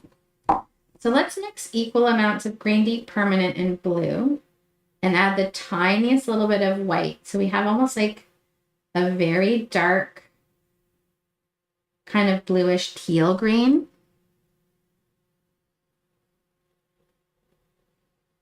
A dark bluish teal green, like this. Okay. That's Green Deep Permanent plus ultramarine blue. And you see if I pull, you can see that kind of more tealy undertone to this blue, or green, sorry, as opposed to this really grassy green.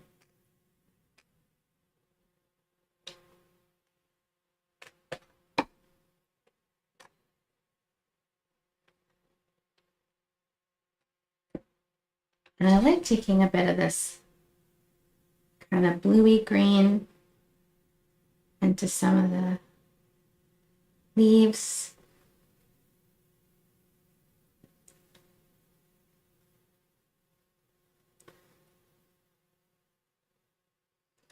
Even into some of the stems.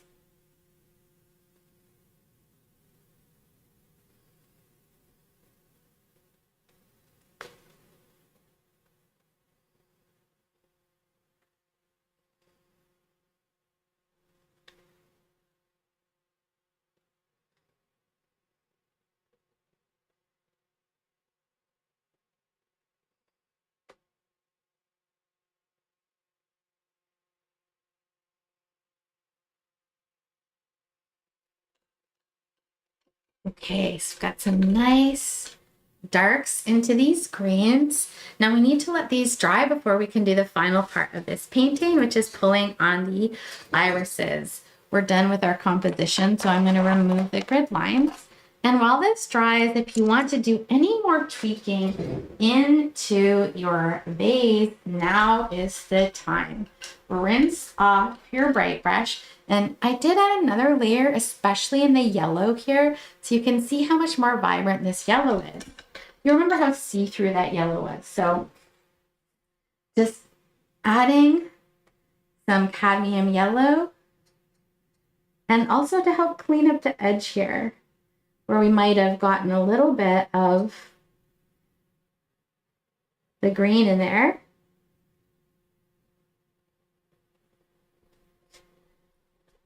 So same colors as before, just little bits of paint, nothing big or gobby, just a little bit in there.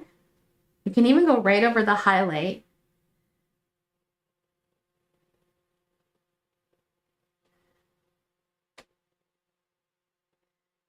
And then back in with the cad yellow light, and then back in with the white.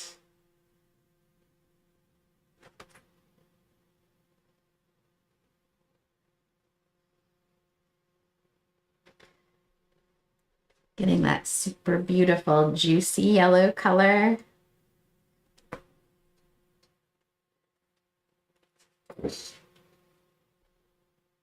Just tap the edge of that highlight.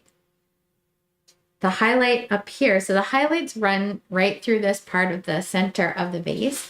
So we're going to get a little highlight on the lip too. So I just use the top of my flat brush as a stamp and kind of just tap with a little bit of the white there. Maybe some darker yellow on the other side.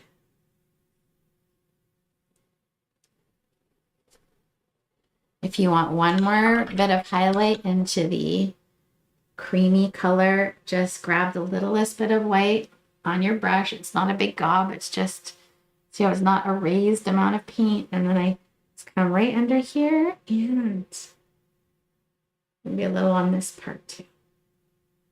There we go. Less is more at this part of the painting, but look at that glow.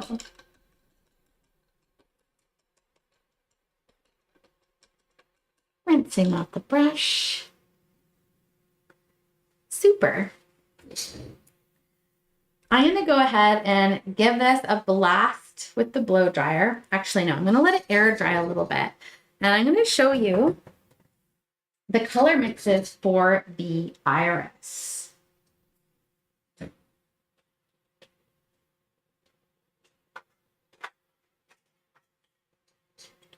need a little room for my beautiful blues.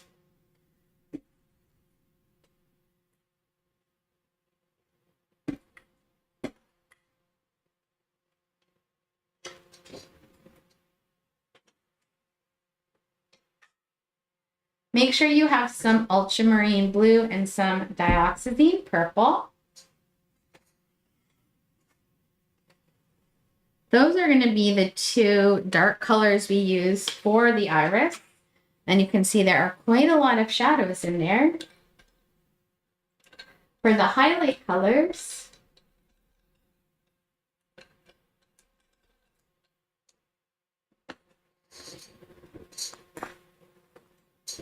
we're going to add a little bit of white to the ultramarine blue and a little bit of white to the dioxazine purple. So just for fun, let's look at the Prism Violet versus the dioxazine purple with the white. So here's Prism Violet, and here's Prism Violet plus white. It's a beautiful kind of pinky purple color. I'll put a little bit right here. It's a beautiful pinky purple color. This is Prism Violet right here. We're using dioxazine purple today, primarily because it's a bluish purple. So let's add a little white to the dioxazine purple, and you can see it's more of an amethyst purple, which is the color we want for our blue toned bearded irises. It's a bluish purple. If I add even more white, you can see that lighter bluish purple. Okay. And then the ultramarine blue, which is a purplish blue, and add some white to that color too. And that's going to be a great highlight color for us. This is ultramarine blue plus white. So these two colors, the ultramarine blue with the dioxazine purple, and I mean, you can even mix those together to make an in-between periwinkle color. This is these two colors mixed together. So these will be the highlight colors, and then the plain dioxazine purple, which looks essentially like a purplish black. It's gorgeous for the shadows, and then the plain ultramarine blue, which also acts as a shadow value. So this range of colors is going to be for our bearded irises.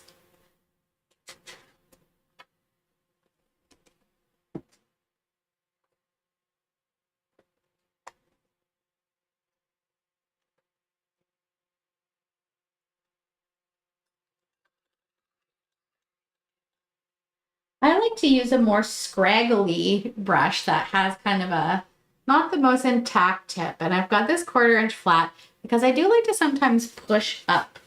So we're going to start with a shadow color.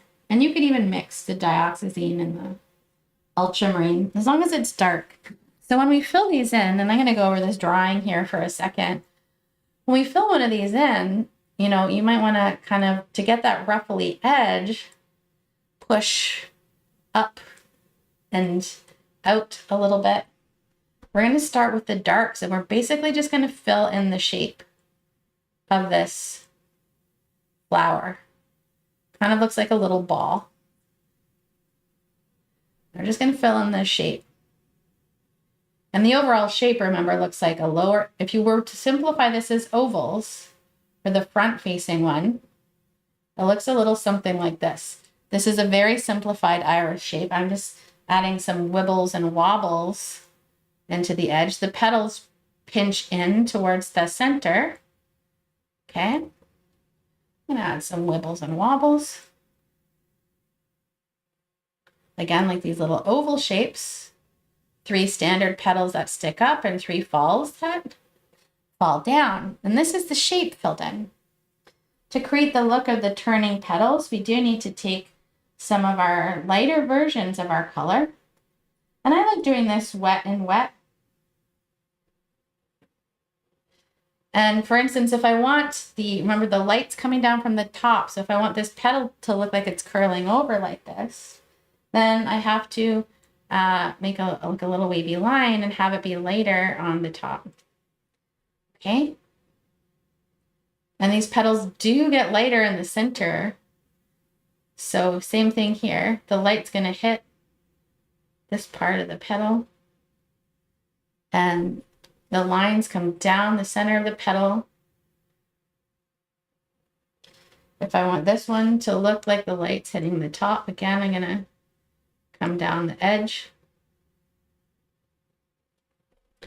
At the top, the petals are all curled up together. So I want it to look like this petal is kind of curling over top of the back petal, coming from the center, and then, you know, it's kind of waving up and over. This one's more directly in the light. So this one, it's curling over too. We just see maybe a little highlight there because it's more in shadow. And there's this other part of the flower. Forgive me, I forget the name. But right in, if you can see into the center, it's like two little curvy lines in there like this. Okay. And then we slowly will lighten. It's nice to get this wet and wet, which is why I'm kind of showing you the whole process. It gets lighter. This is kind of like a landing strip for the bees. It gets white, and then this bright yellow. Pollinators love yellows and reds. Some of them see yellows and reds and pinks, almost like they're like ultraviolet. So they love the light colors, the warm colors. All right, so this little landing strip for the pollinators. Maybe a little highlight on this guy. Okay. So there we go. That's how we're going to shape them up. And we can't add the yellowy orange on while it's wet, or it's going to, because it will pick up the blue, but eventually we'll have the beard coming out. If I mix that too much, it's going to turn a funky color, but that is the idea. This is, don't forget the basic shape, and then just wibbly wobbly those lines for me, okay? All right, let's do this. Use the same brush. Use the same brush, a little flat brush, a little old flat brush. The older and the more worn, the better. Just like women.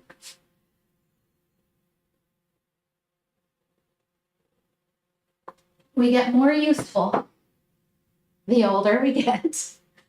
All right. Hopefully your foliage is dry, and then we'll start pulling in some of these petals. If it's not, give it a little blast with the blow dryer. I'm going to start with this front facing iris into my dark colors. Here's the center of my flower.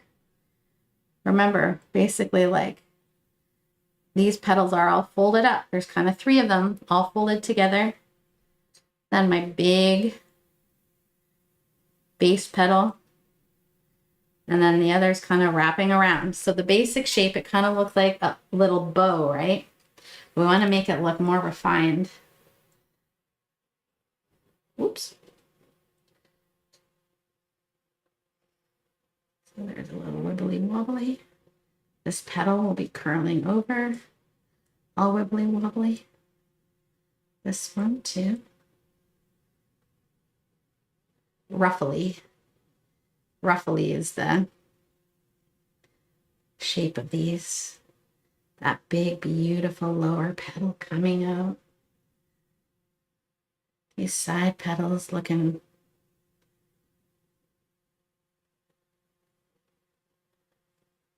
ruffly too.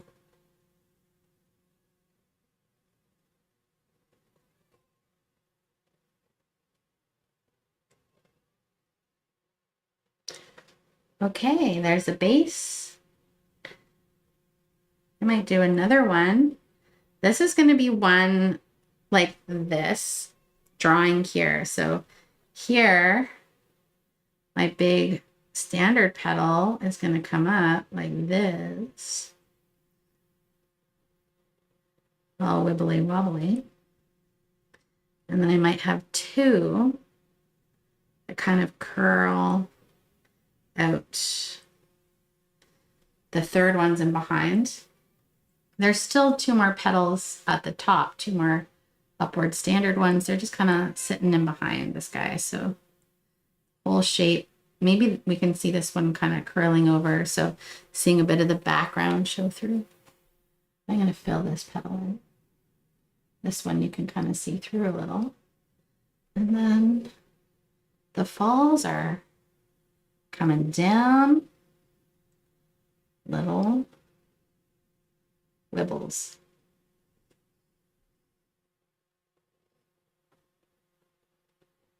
Okay. I do like to get some wet and wet blending, so I'm coming back over to this guy.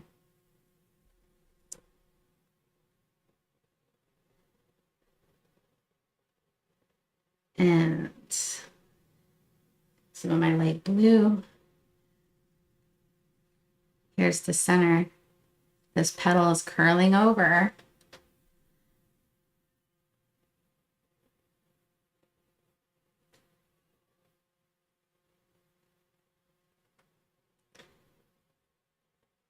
This one too.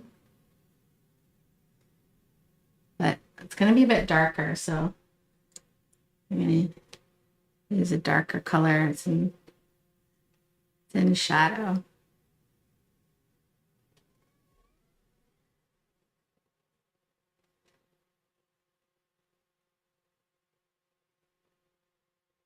If you want to keep it darker on the bottom, it can help to kind of pull the color from the top down.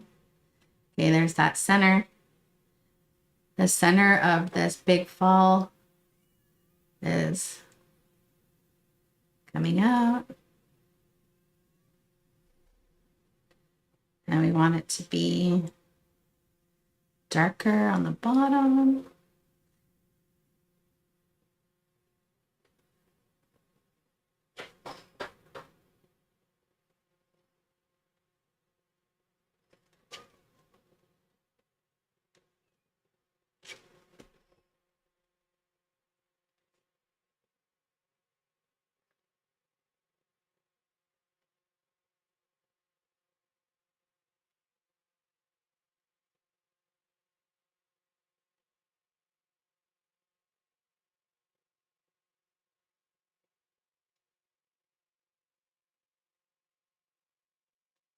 Petals like curving out and over.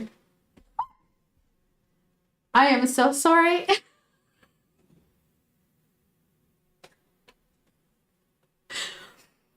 I don't know if you heard that little squeak I just made, but sometimes my hubby Don tries to get me to laugh when I'm painting, and he usually doesn't succeed, but he snuck in here with the cat and was doing something funny, and I didn't hear him come in at all. That's a good one, Don. You really wanted it. Yeah. I need a minute. Hang on. That really shocked me. You were quiet. Okay. I've recovered. Back to the irises. This is a professional class. Slow it down. Come on, kid. No, no. Come on, baby. Come on, honey. Come on. I'm sorry. Yes. Okay, so I've used my little whisk brush here to start pulling in some of the the whites, and it can be a little bit of a dance getting the values right. Building up to white in the middle, and the whisk brush can create some easy striations if you pull some of the dark up and some of the lights down. We want to create that little landing strip.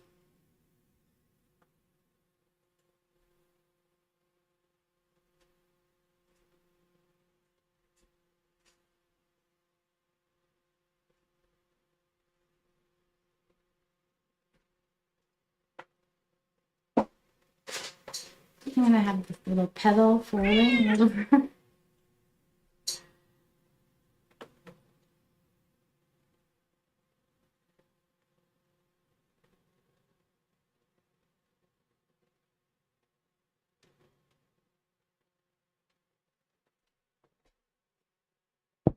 can even use your dark to create the look of a more ruffly edge in the shadow section.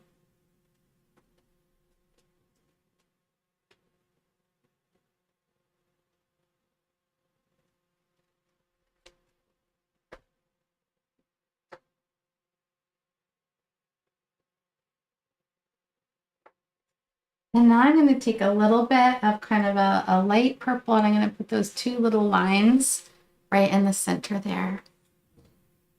You can add some of the warm purple in here too if you like, for a little bit of variety.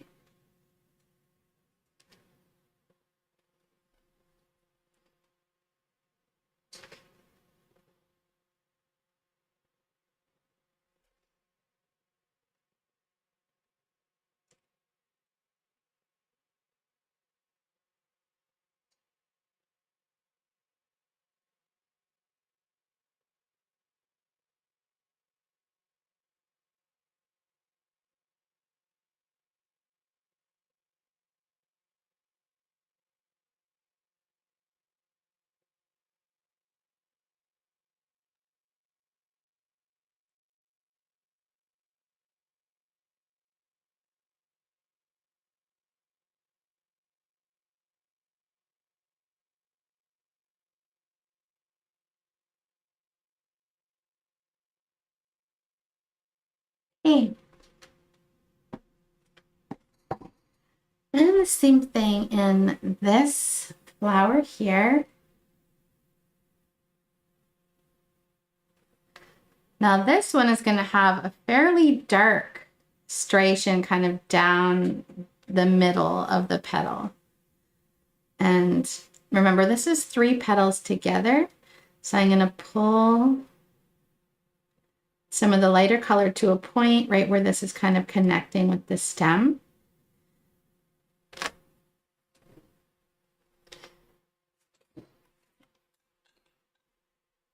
I want it to stay a little darker, kind of in the center, and kind of dark as it connects to the base here. And we can get a little extra highlight, just pulling a little bit of white on the tip of a whisk brush and kind of pulling some little highlights in towards the center. A little bit more shadowy on the side furthest from the light. Maybe this has a little highlight on the tip, and maybe this one too, but the highlight's going to be like it's in shadow, so we don't want anything too bright, okay? And maybe this petal, the light's coming down, okay? I'm using medium purples and blues. This petal is in behind this one here. Like in a bouquet, things are definitely going to overlap.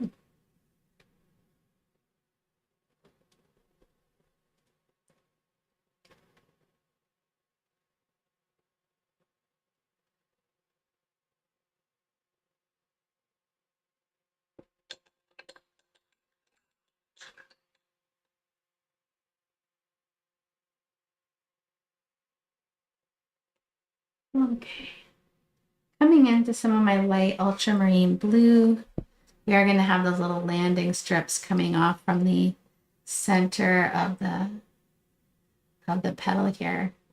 And this one is facing the light right here. This one's a bit more in shadow.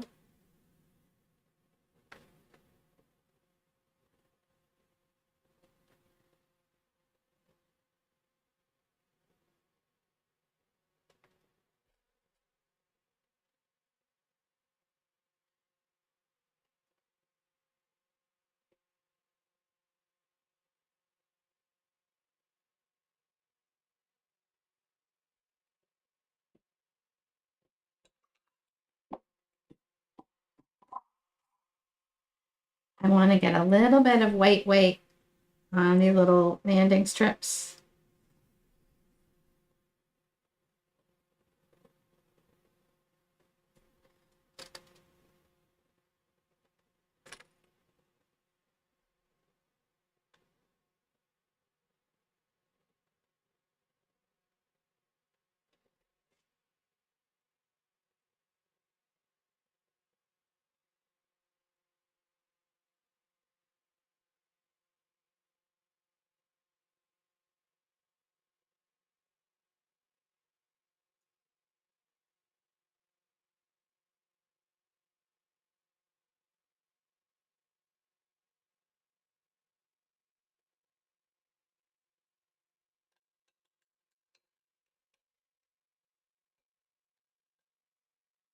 I love bearded irises, and I had a moment painting these because when I was diagnosed with rheumatoid arthritis when I was 12, and painting pulled me out of a huge depression. And a big part of that was there was an artist who was dating my mother, and he kind of lived in our attic and worked in our attic. And I couldn't go to school. I couldn't dress myself. I couldn't sit up for more than 10 minutes at a time without excruciating pain. It was really sad. And he knew I was really creative, and Bill gave me some brushes and just sat down and watched me paint. And when I got, frustrated with a painting, which can happen easily, as you know, something's not working and you're like, oh, it's not working. And he would just sit there and say, you'll figure it out. And it was one of the best times of my life, even though it was one of the hardest times of my life. And Bill painted irises, close up, really, really hyper detailed. And I haven't even thought, I grow some irises in my garden. They're close in my family. My grandma has this yellow bearded iris where she lived in North Bay, and all of my mom and my aunts and myself have taken chunks of that plant since we were kids and since my mom was a kid. So it's an intergenerational, it's a yellow iris. Bill painted purple irises, really connected to a lot of my memories. And Bill passed away a few years ago. So, like with grief, it can just come out of the blue. And I thought about him. And first I was sad because I wanted him to see me painting these irises and we could talk about it. And then it made me happy because I'm painting irises just like he did. And it made me feel connected to him in a way.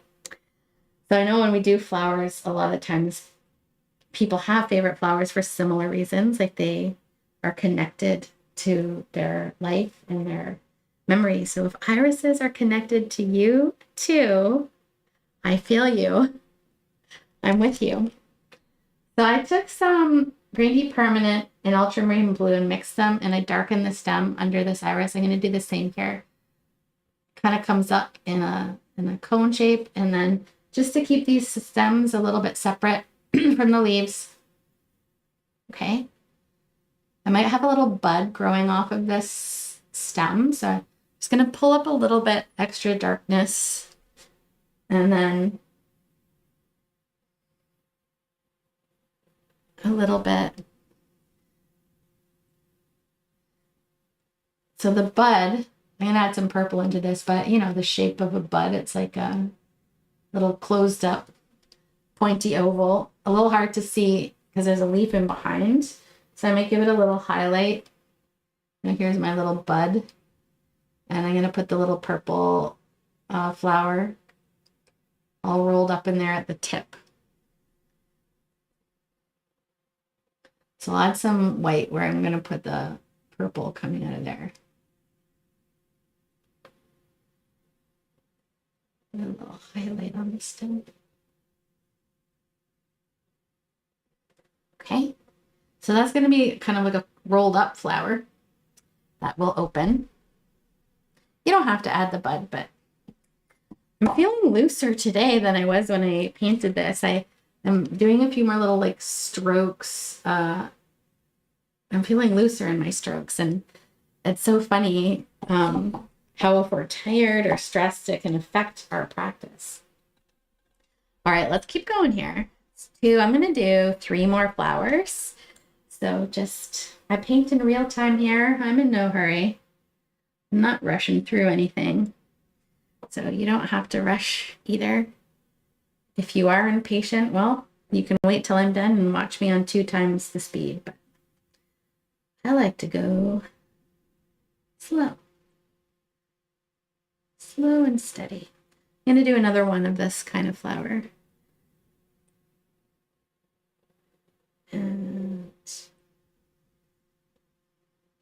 it's going to overlap. I might pull it under this one. Oops. Yeah, there's going to be petals that come out.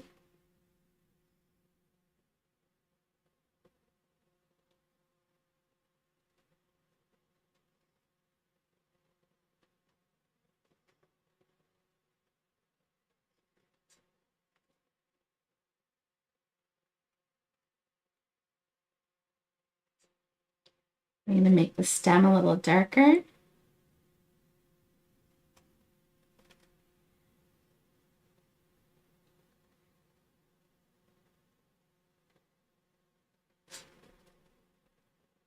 It's actually overlapping my bud, so I'm going to put a bud coming out somewhere else.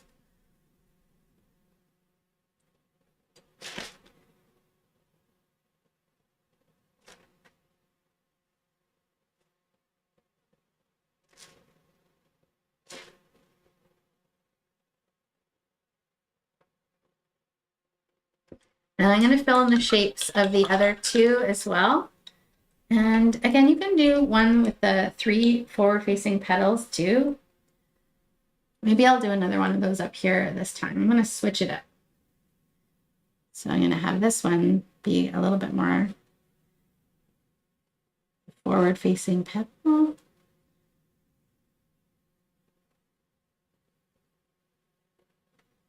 And create that little ball on top.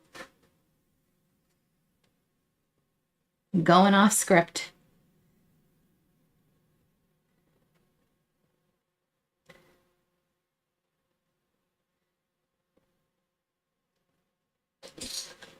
And I'm going to wipe off the green that I dragged onto the side of my painting absent-mindedly with my sleeve.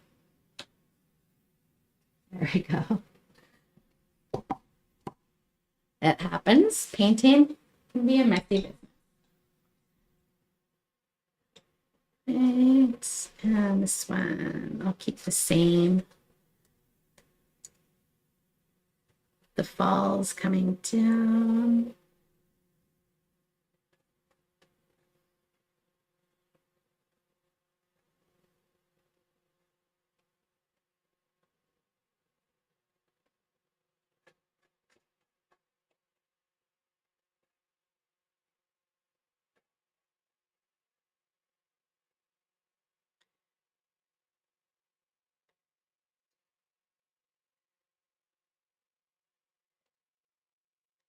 So shape first, and then creating both form and texture at the same time by having the petals closest to the light source pick up the most light.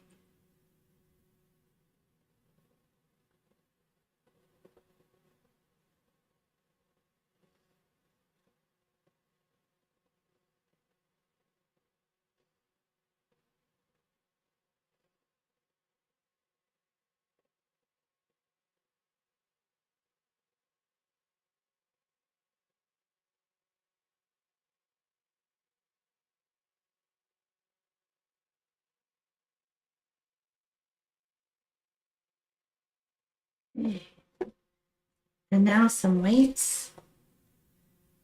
So if I put the white down here, this side is closer to the light source, so technically it's going to get a little bit more light.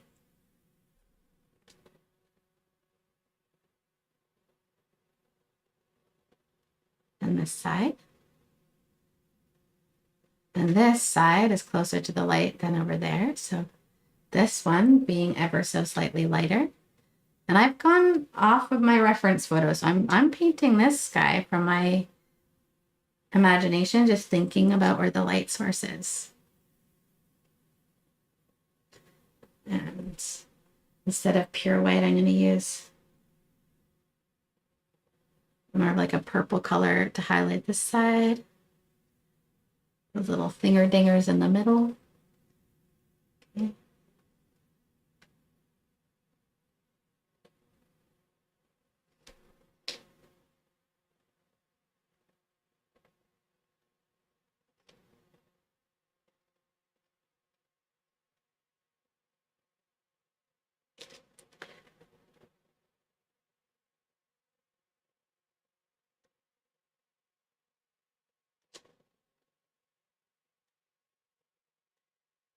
Now, sometimes when I try to loosen up, it does not go my way. But sometimes it does.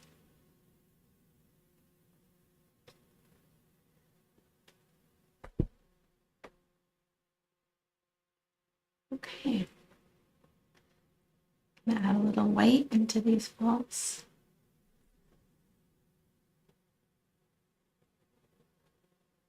A little landing strip for the yellow to sit on.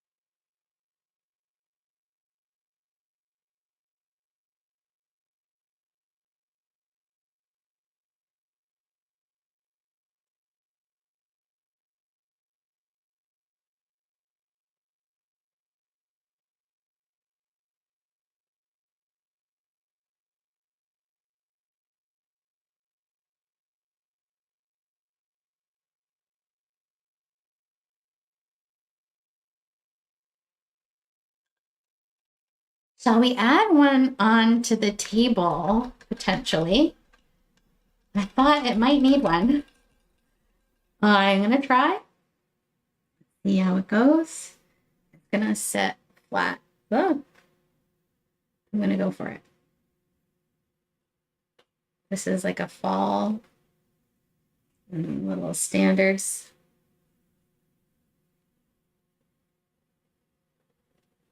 And then a stem.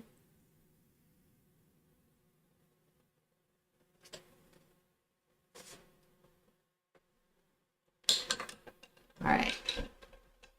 So it's kind of squished down.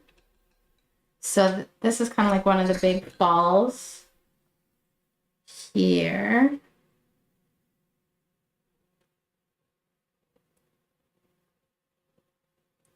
Then we maybe have these little standards. I'm just going to do something real simple like this with the white coming out of the middle and the yellow. And it should read as a, should definitely read as a full-on flower. Just by virtue of being with all the other flowers.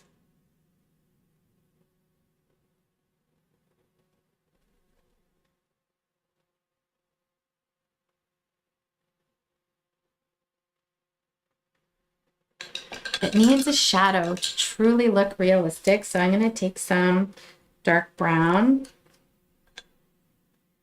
And I couldn't resist, you guys. I was staring at this painting and I was like, it needs something. So a little shadow on the side furthest from the light. I'm just going to use some dark brown.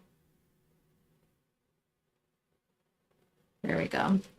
Kind of grounds it a little bit. And then let's take some cadmium yellow light into our hooker's green. Cadmium yellow light into our hooker's green. This will give us a really fun grassy green highlight color. And there we go. While we're waiting for these purples to dry, we can add some of this color into our foliage. Doesn't have to be all of it, but I like adding a few highlights. You can even add some white if you want to make it even lighter. Like a real bright grassy green. Think maybe this leaf is kind of like curling forward. So the light's coming down, gonna hit the tip here.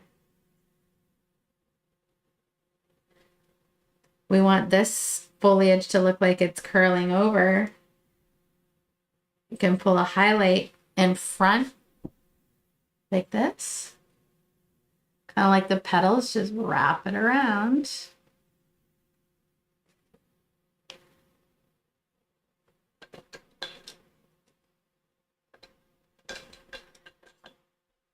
Yeah, so I just want to put some of these lemon lime green highlights into a few of these flowers.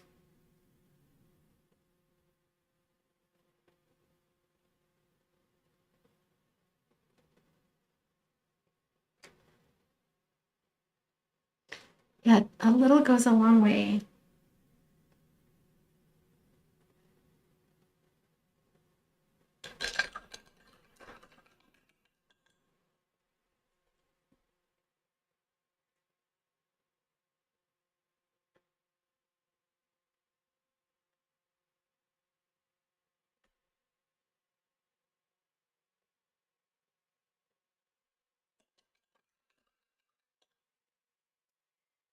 Now we're gonna want these blues to be nice and dry so that we can add the yellow beard into these irises. So let's give this a little blast with our blow dryer and do the final element of this painting.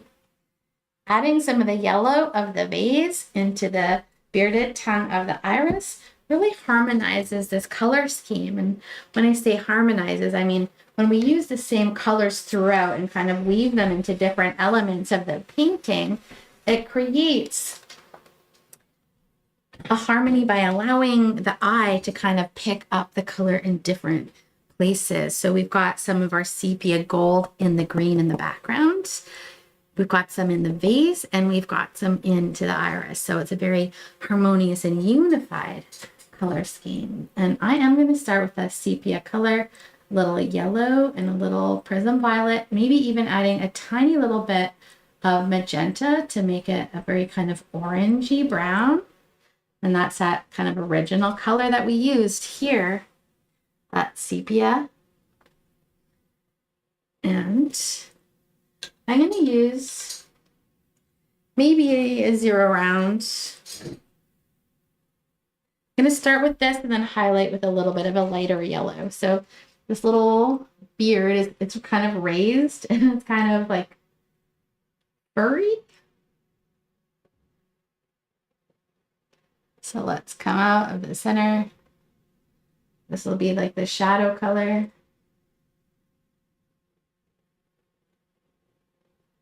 And then this one's curled over, so we won't see any there, but we see a little bit coming along the top of this.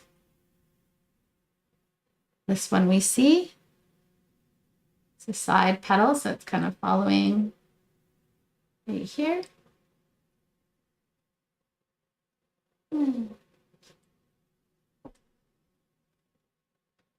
Here. And here. I want one. I said I would dry this, and I am trying to do it wet and wet. If yours is getting super mucky, you can dry it. But this is a shadow color, so I figured I might get away with it. And maybe a little here. And And here. And here.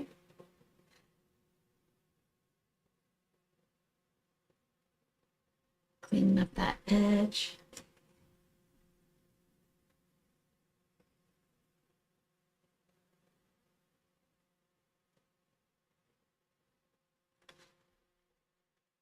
All right, I'm gonna dry this and then I'm gonna get in those really light yellows and any final tweaky deakies. So here we go, let's give this a blast.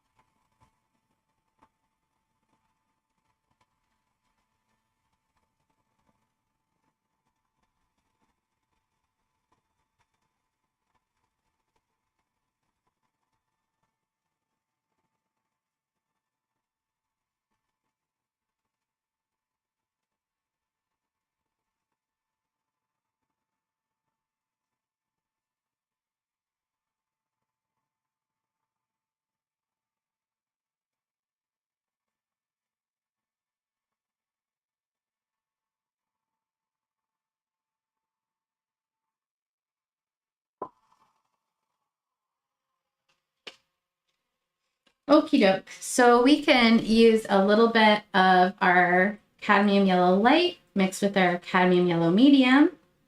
And let's mix them together to make kind of an in-between color and tap some at the tops of these, leaving some of on the where the light is hitting it.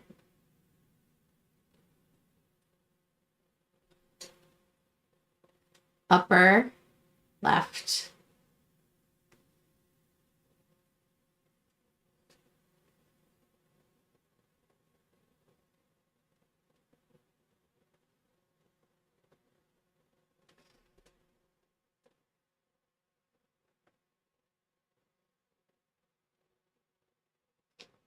Mine's quite thick. It also almost got like impasto in some places where my yellows are raised, and I kind of like it. Any last minute tweaky deakies? If you're brave, you can take some white and do a few little highlights.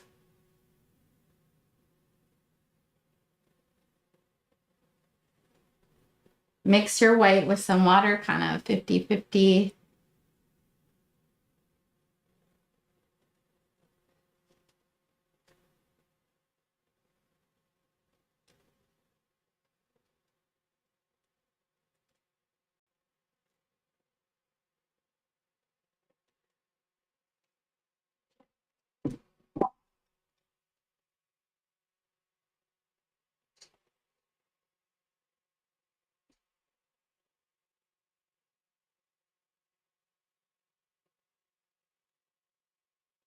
But if you really love your values where you've got them, you don't have to do this. Either some whites or some light blues can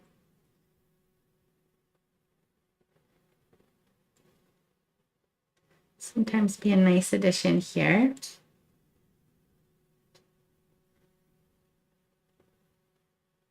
It's easy to take those final highlights too far, so be prepared to work these highlights in and out by adding more shadows to help blend them in if you want to do another layer on your painting at this point.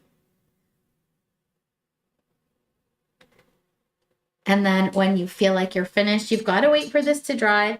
If you use the chalk pencil, you can just take a little water on a napkin and rub off the chalk once everything is dry.